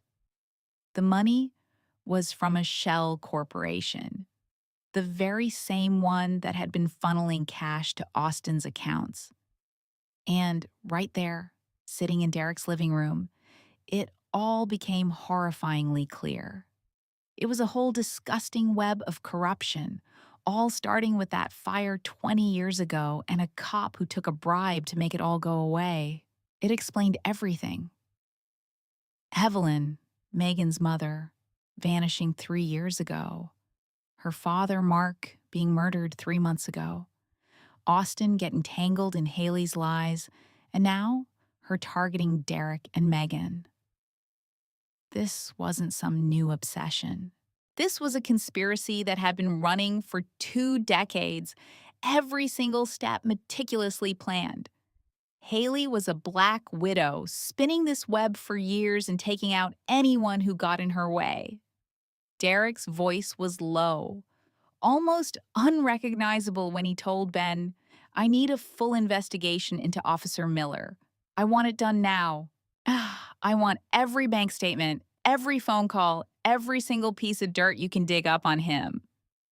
Ben tried to warn him, Derek, you know how illegal that is. But Derek didn't even flinch.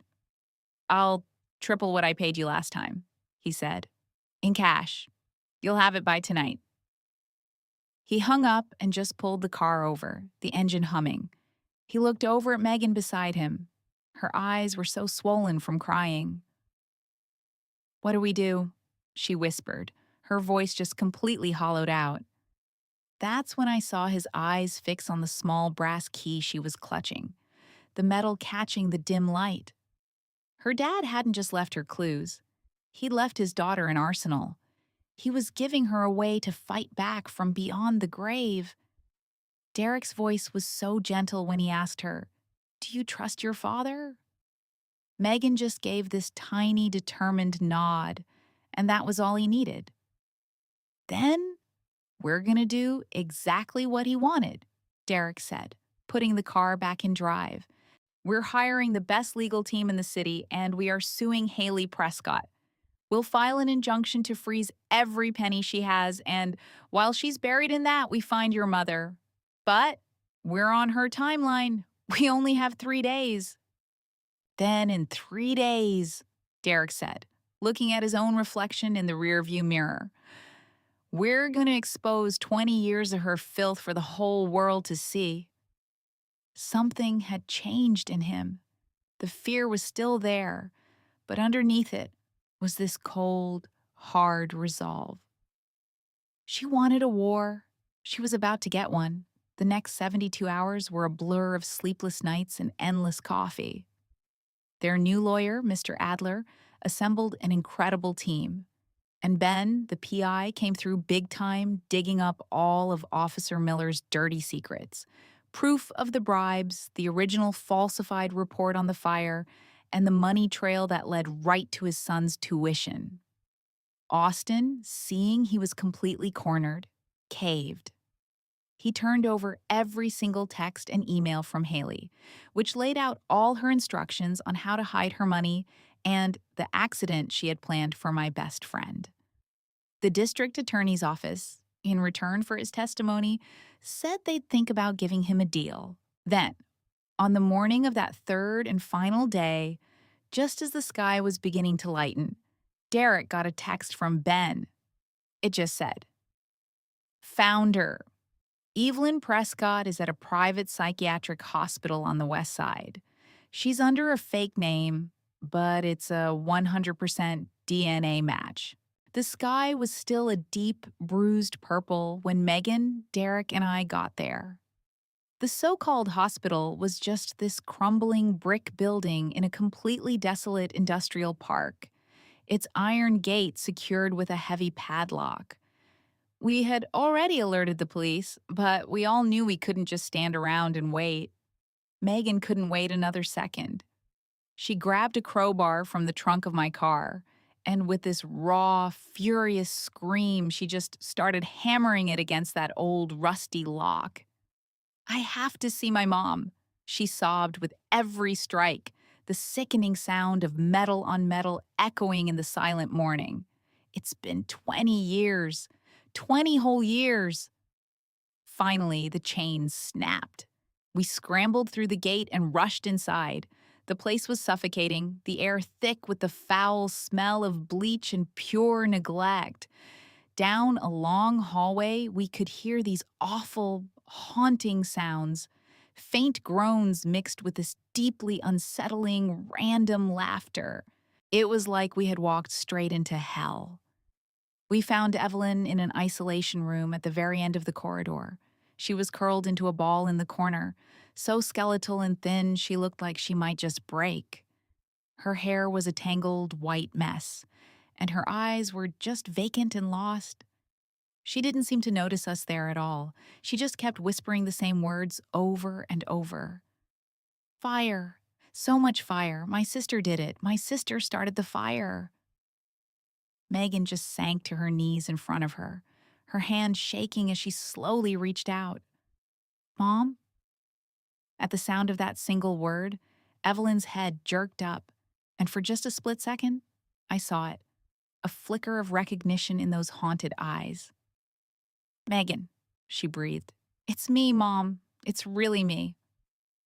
They just collapsed into each other's arms, and their shared sobs filled that small, horrific room. I had to stand in the doorway, my own eyes burning, just trying to process it all.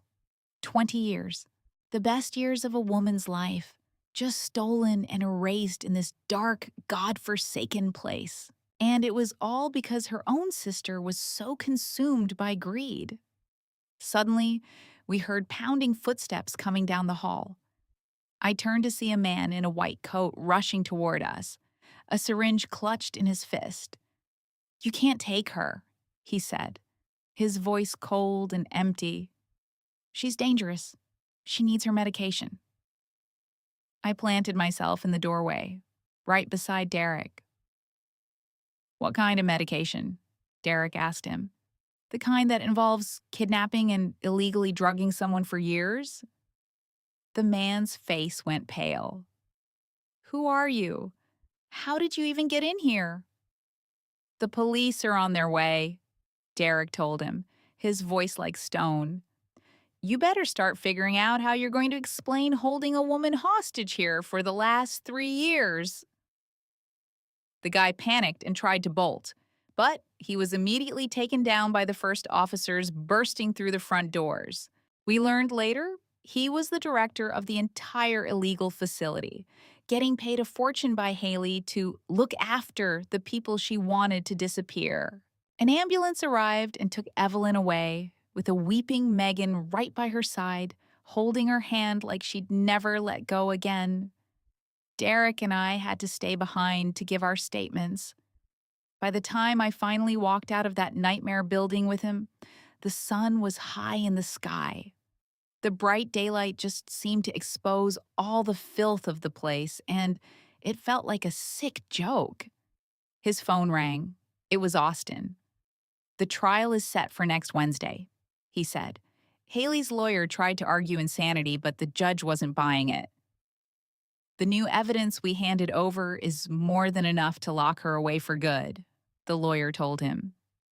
Derek said he just leaned against the side of his car, feeling this wave of exhaustion so heavy it was like gravity had doubled. I mean, the man hadn't slept for 3 straight days, running on nothing but coffee and adrenaline. And now that the fight was finally, actually over, all he felt was this profound, cavernous emptiness. "Derek." Austin's voice softened on the other end of the phone. "I'm so sorry. I know those words are basically useless right now, but I have to say them anyway.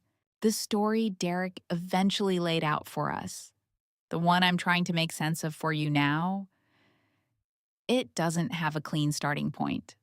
It's not about one single crime. It began with decades of them. This slow burning greed that festered and almost tore an entire family apart from the inside out. It's a chilling lesson in what happens when money and blood get tangled together. Ultimately, though, it all boiled down to a husband who watched the world turn against his wife and simply refused, absolutely would not allow her to face that storm by herself. What Kayla did. You have to get this. It was never just about stealing some corporate assets. She was trying to literally delete people from existence. She managed to make the world forget Olivia even existed. She paid to have Ryan murdered in cold blood, and you better believe Madison and Derek were next on her list. She was going to dispose of her own family like they were last week's trash and take everything. But she made one fatal miscalculation. She never imagined a father's love could be so strong it would leave a clue from beyond the grave, and she damn sure never counted on what a man like Derek would do when the woman he loves is in the crosshairs. When all was said and done, none of it was about the fancy apartments, the luxury cars, or the company stock. That was all just noise, a smokescreen to hide what was really being fought for. The real prize, the thing that truly mattered, was the simple memory of a mother holding her daughter, a memory Kayla had dedicated her life to burying. Now, Olivia is in a long-term care facility. From what I hear, Madison and Derek are there by her side every single day. It's a long, brutal road back from the kind of darkness she was forced into. As for Kayla Prescott, she'll live out the rest of her days looking at the world through a set of iron bars. Her last-ditch effort was a request for one final meeting with Madison, one more chance to twist the knife to play her mind games. Madison's answer, sent through her lawyer, was 2 simple letters: N-O. The game was over, and for the first time in 20 unbelievably long years, the good guys had actually finally won. Man, some stories, you just feel it in your gut when they're not really over. The Derek who walked into that detention center to see Kayla was a totally different guy than the one who'd confronted her weeks before. This time, all the power was in his hands. And Kayla, she looked like a ghost of herself, just worn down and hollowed out, a shadow of the corporate titan she used to be, with these dark, bruised-looking circles under her eyes. But her gaze, Derek told me it was still like staring into shattered glass. She didn't even let him sit down. Her first words were, "You won. But I promise you, you lost too." When Derek asked her what the hell that was supposed to mean, she just let out this dry, rattling sound that was supposed to be a laugh. "You actually believe Austin Vance was some kind of saint?" He was neck deep in it, all of it. The fire, the one from 20 years ago. Kayla confessed, the words just tumbling out of her, like a poison she'd been forced to hold in for decades. He helped me. He sanitized the scene. He was the one who helped me get Olivia committed, all because he was obsessed with marrying me. He was chasing the family money. She just shook her head, her face twisting up with this look of absolute disgust. It was pathetic. He never got that. I couldn't even stand the sight of him. Just a weak man who married his way into a fortune. Derek told me later he was gripping the phone receiver on his side of the glass, so hard his knuckles had turned white. So you were partners? We were, Kayla snapped back, right up until he made the stupid mistake of actually falling for Olivia. Can you believe the irony? It's almost perfect. It turns out Austin's conscience had decided to make a fashionably late appearance, about 2 decades too late. He wanted to be the hero, Kayla sneered. Protect her. Expose me. Send me to prison for what I did to her. So, I had to make a move first. It was him or me. And then she leaned right up against the plexiglass, her voice dropping to this chilling conspiratorial whisper that went straight through Derek. Derek, have you ever stopped to wonder why your parents suddenly packed up and moved halfway around the world? Why they never, not once, came back to visit? The questions just hung there in that cold, sterile air, feeling impossibly heavy and terrifying. It's because they knew things they were never supposed to know about Austin, about me, and about that fire. The rabbit hole, as it turned out, was so much deeper than Derek could have ever fathomed. Your parents and mine, they were old family friends, Kayla went on, just laying out this epic saga of betrayal like she was discussing the weather. The night of the fire, they were actually supposed to be coming over for dinner, but they canceled at the last minute. And later, after the official story, the lie, had taken root, their doubts began to grow. They started asking questions, Kayla explained, a tiny, smug smirk playing on her lips. Austin got nervous, so he paid them off. He sent them overseas with a very fat check and a simple instruction: keep your mouth shut, forever. And then she delivered the final soul-crushing blow. Kayla looked Derek dead in the eyes. Your father accepted $300,000 in hush money. Derek said, the sound of his chair screeching on the tile floor echoed in that small room as he shot to his feet. You're a liar, he spat, his voice trembling with a rage he couldn't begin to contain. Go ahead, Kayla shot back, leaning back in her chair with a sickeningly triumphant smile that screamed victory. Check your parents' old bank statements. See for yourself when that deposit was made, and then maybe you can ask yourself why they never talk about the past and why they fought you so damn hard when you decided to marry Madison. And just like that, the last horrifying piece of the puzzle slammed into place. It's because they knew exactly what kind of man Austin Vance was. Kayla finished, her voice completely flat and cold.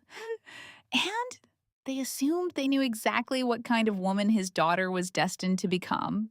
Right then, a guard appeared, tapping the face of his watch to signal their time was up. As Kayla stood to leave, she tossed one last bone-chilling remark over her shoulder. We all live inside our own lies, Derek. The only difference is, some of us know we're lying to ourselves, and some of us actually start to believe it. They led her away, leaving Derek standing there, frozen solid in that awful, sterile visitation room. He told me that when he finally walked out of the detention center, the bright sunlight felt harsh, almost physically painful. He just sat in his car for what felt like an hour, his hands shaking so bad he couldn't get a grip on the steering wheel. He could see his parents' number on his phone screen. But the thought of actually making that call, it felt like an impossible task. His entire mission for the last 3 months, all that righteous fury, that relentless drive for justice, it had all been built on a foundation of his own family's lies. It felt like the universe was playing the sickest, cruelest joke imaginable. His own parents, his own mother and father had accepted blood money to stay quiet. His marriage to Madison, a woman he had met through Austin Vance himself, suddenly felt less like fate and more like a carefully orchestrated piece of a decades-long deception.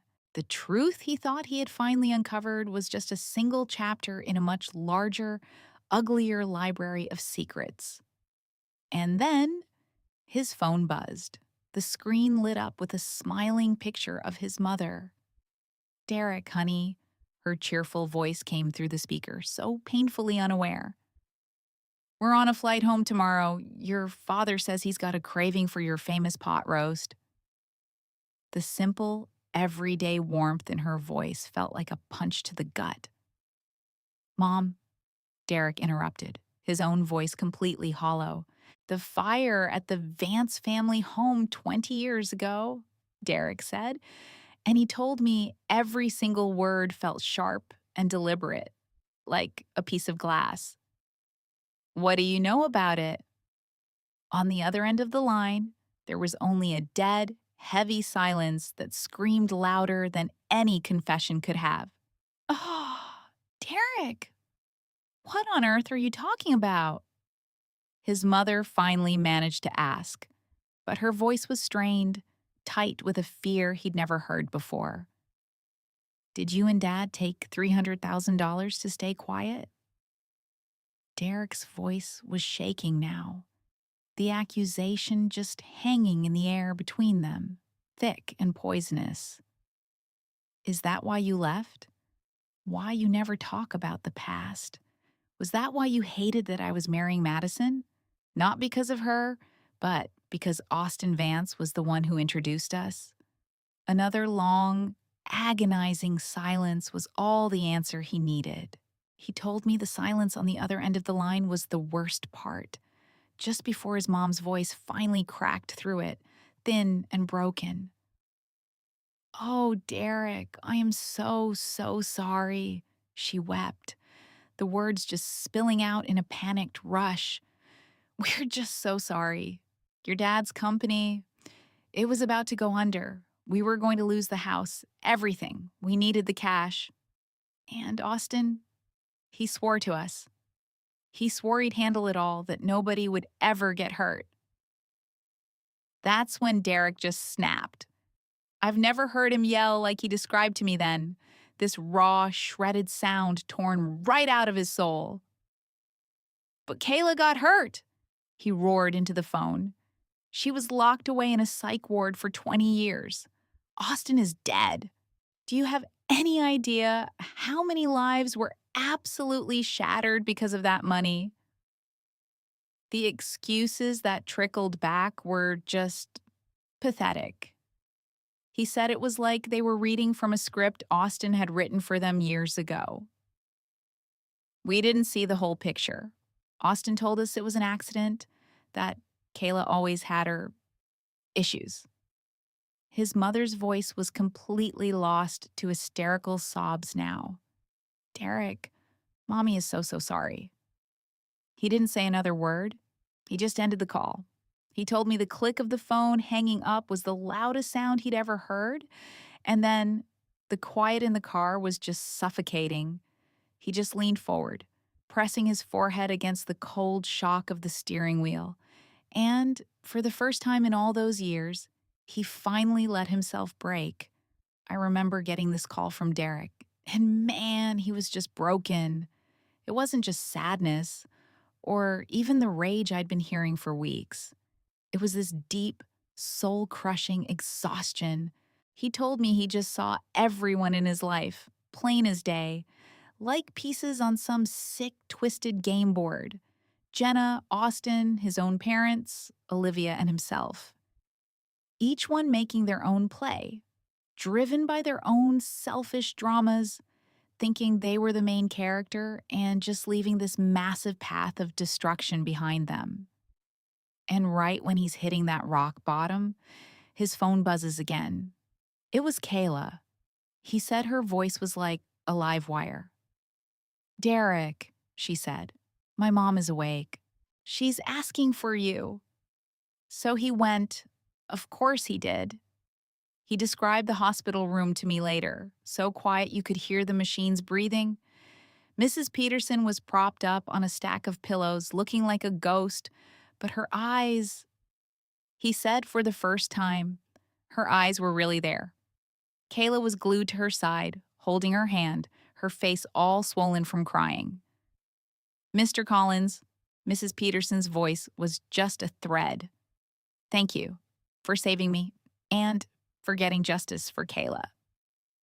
Derek told me he just stood there feeling like the biggest phony on the planet, shaking his head.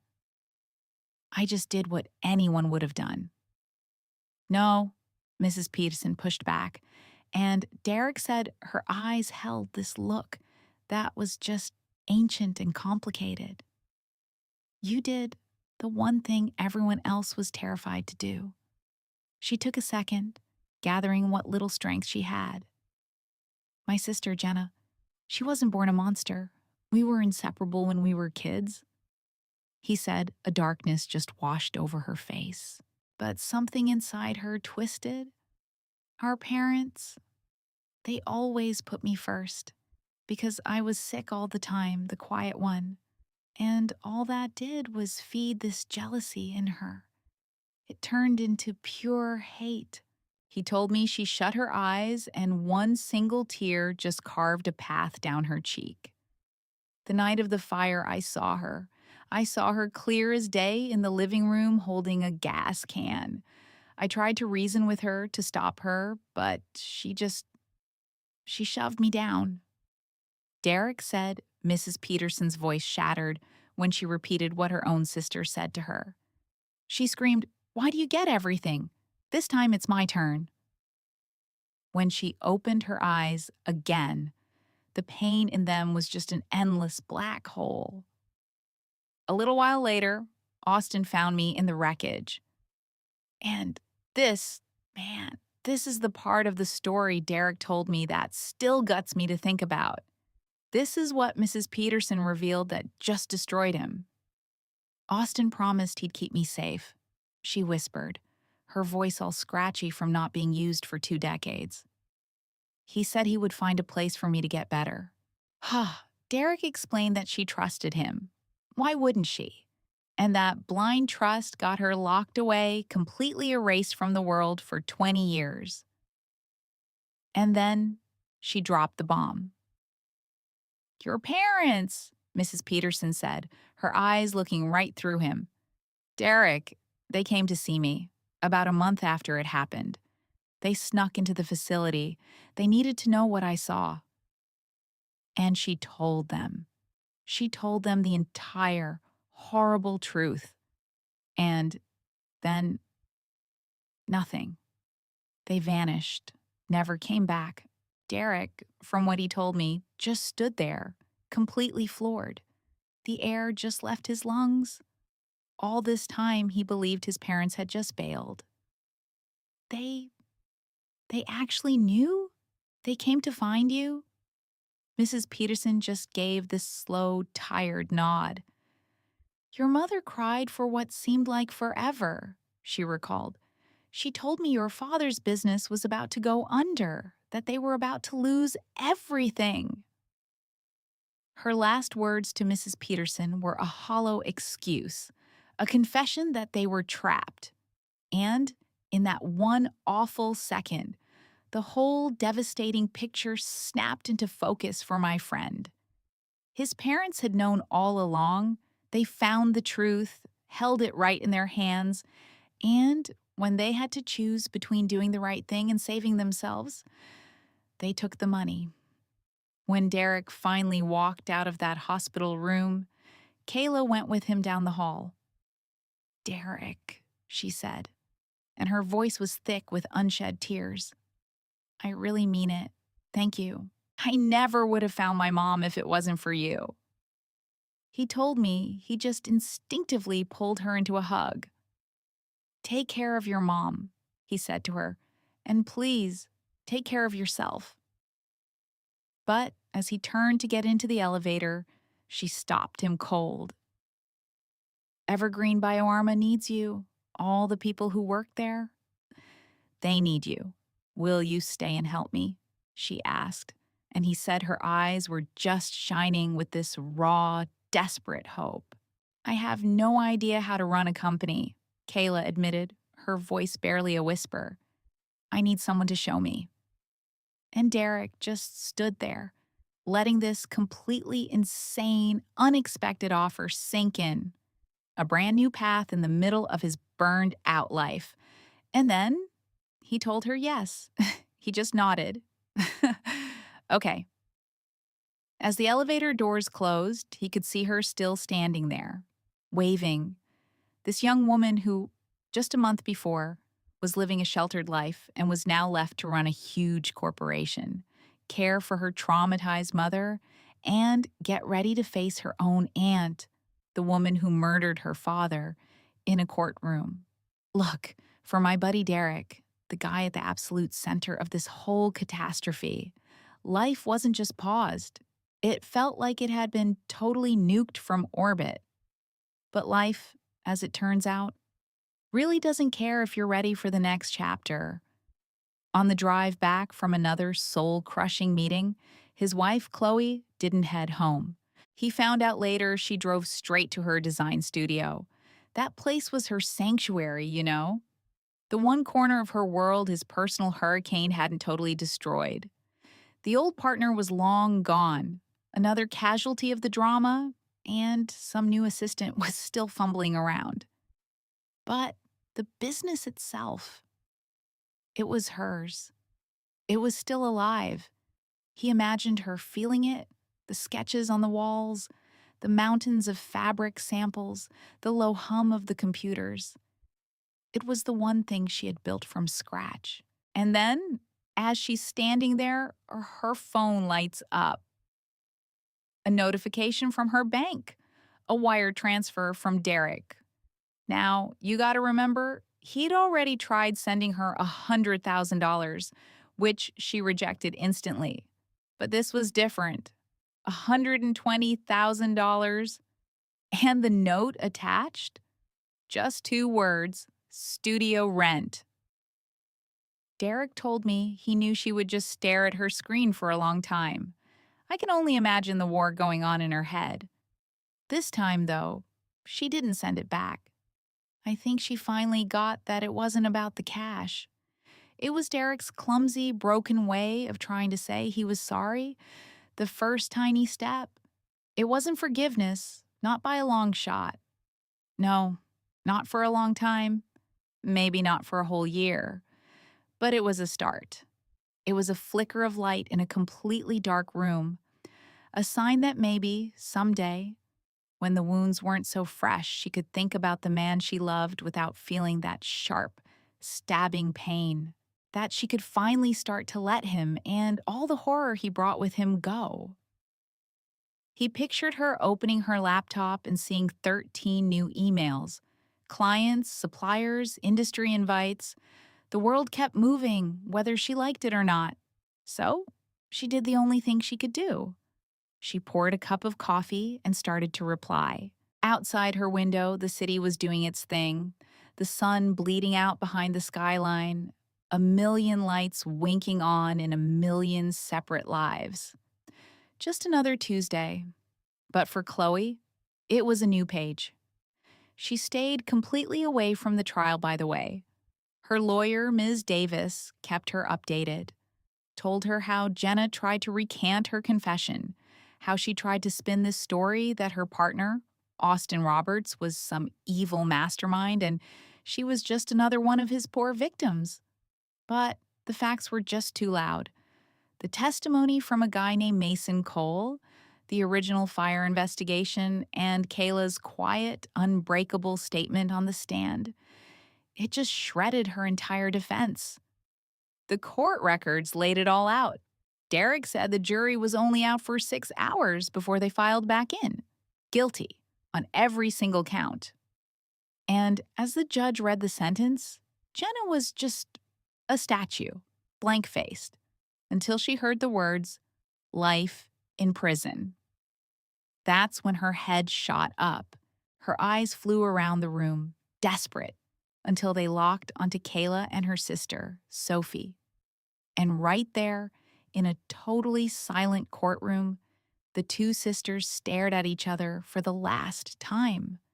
One of them glaring with a lifetime of toxic, corrosive hatred, and the other's gaze was just this deep ocean of sadness for everything that had been utterly destroyed. I put this part of the story together from what Derek heard from others and from our own late night talks. It really starts on those cold courthouse steps right after the verdict was read. It was the last time they'd all be in the same place. I heard young Sophie, looking impossibly fragile, turn to Chloe and whispered something. Chloe didn't answer with words. She just tilted her head back and looked up at the bleak, gray sky. She told Derek later what she was thinking about: Jenna's cold, self-satisfied smirk. To the very end, Jenna truly believed she was the one who had been wronged. And Chloe knew, with this bone-deep certainty, that some people are just built without a conscience, because in their own minds, they've never done a single thing wrong. I eventually found out what Sophie had asked her. Am I supposed to hate her? And Chloe's answer was exactly what you'd expect from someone who has walked through hell and come out the other side. She said that hate is always a choice, but it's a poison you drink yourself. A poison that eats you alive from the inside out, long after the person you despise is gone. Don't let her win twice, she told the girl. That's a heavy burden for a kid to have to understand, but I guess that's just life's brutal final exam, isn't it? Learning how to get back on your feet on shattered ground and find a reason to keep going in the absolute dark. It was about a month after the whole nightmare ended that Derek and Kayla finalized things. He told me about it later, how they agreed to meet outside the county clerk's office. He said the silence between them was suffocating, just thick with all the words they'd screamed at each other and all the ones they'd never say again.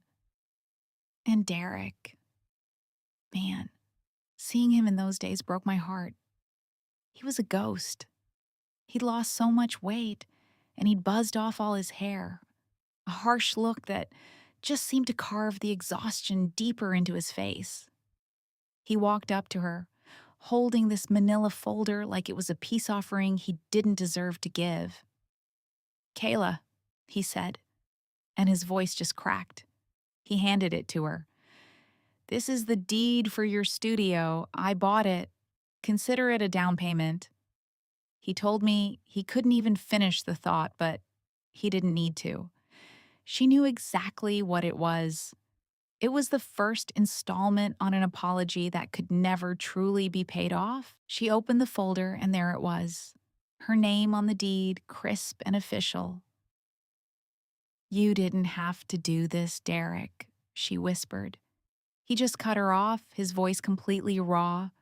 Please, just take it. If you don't, I don't know how I'm supposed to live with myself. In that moment, he said, she just looked at him. This guy she'd spent 9 years building a world with and the last few months wishing out of existence. And he could see it in her eyes. She was looking at a complete stranger.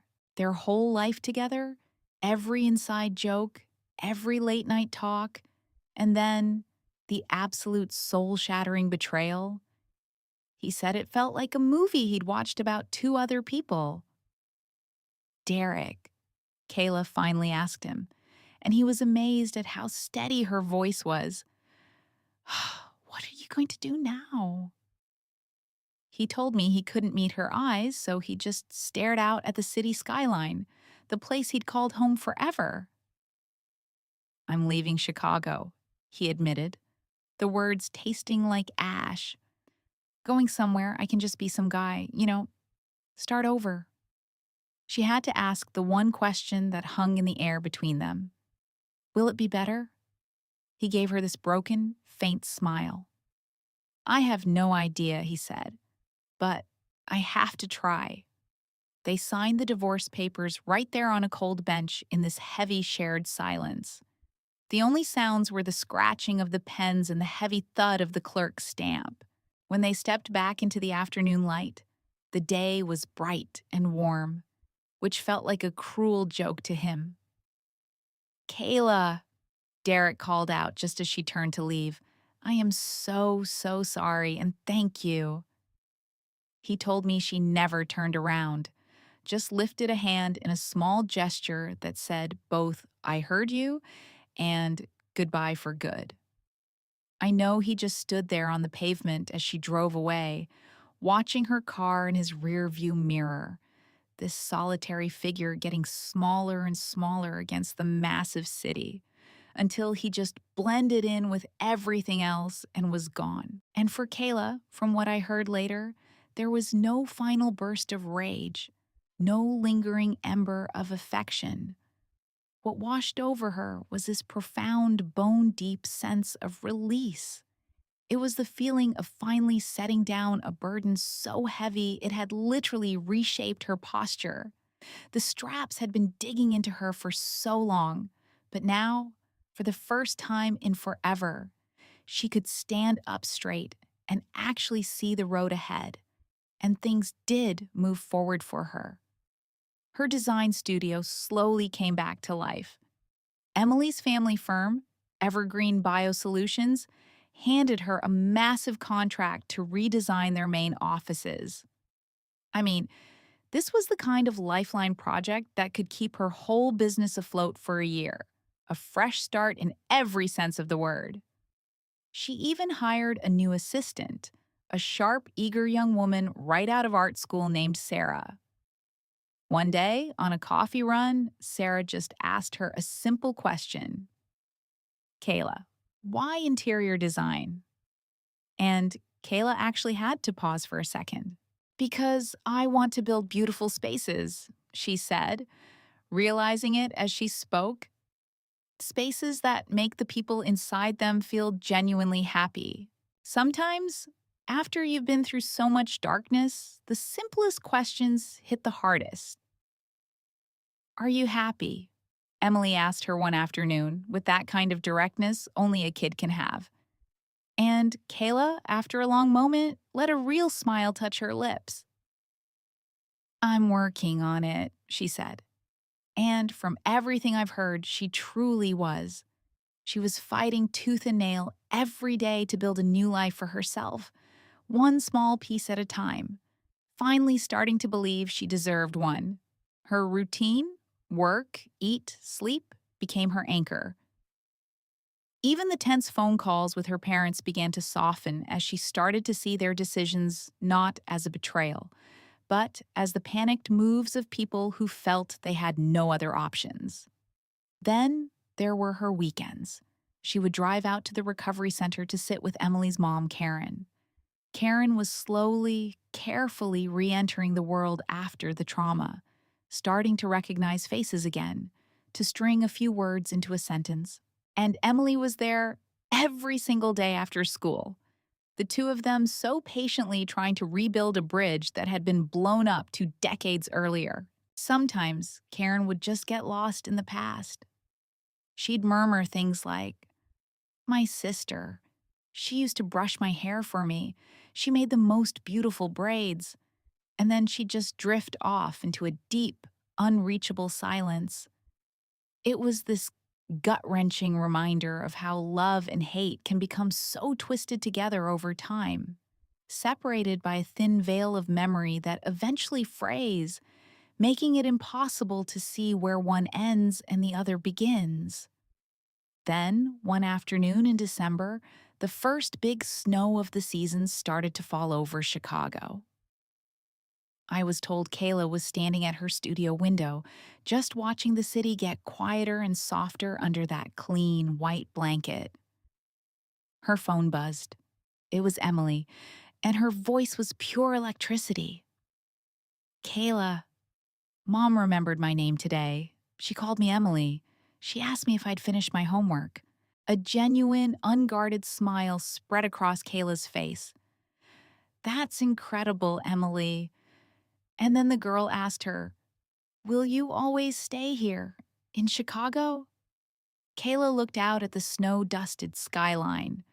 She thought about the absolute hellscape she had survived, the deception, the fear, the conspiracy, but she also thought about the courage, the truth, and the redemption she had fought for. This city had witnessed her shatter into a million pieces, and now it was going to watch her put herself back together again. Yes, she said, her voice full of conviction. I'll be here. After she hung up the phone, she continued to watch the snow fall. It felt like this quiet, cleansing force, covering all the dirt and the scars of the city, leaving behind a pure, untouched surface. And it occurred to her that this is what life is. It's a constant cycle of being wounded and then healing, of falling apart and somehow finding the strength to rebuild. There are no final victories or ultimate defeats. There's just the long campaign, punctuated by these small, precious moments of peace. And it's those moments, people close to her said she finally understood, that make the entire fight worthwhile. The warmth of a coffee mug in your hands, the quiet beauty of a first snow, a child's honest laugh, a truly heartfelt apology from the man who broke your world. Those are the little pieces of armor you gather along the way. They give you the courage to keep fighting, to keep loving, to keep believing and creating, even when you know deep down that more betrayals and more long, lonely nights are waiting just around the corner. Because that's the brutal, beautiful contract you sign when you choose to really live. She closed the window and walked back to her desk.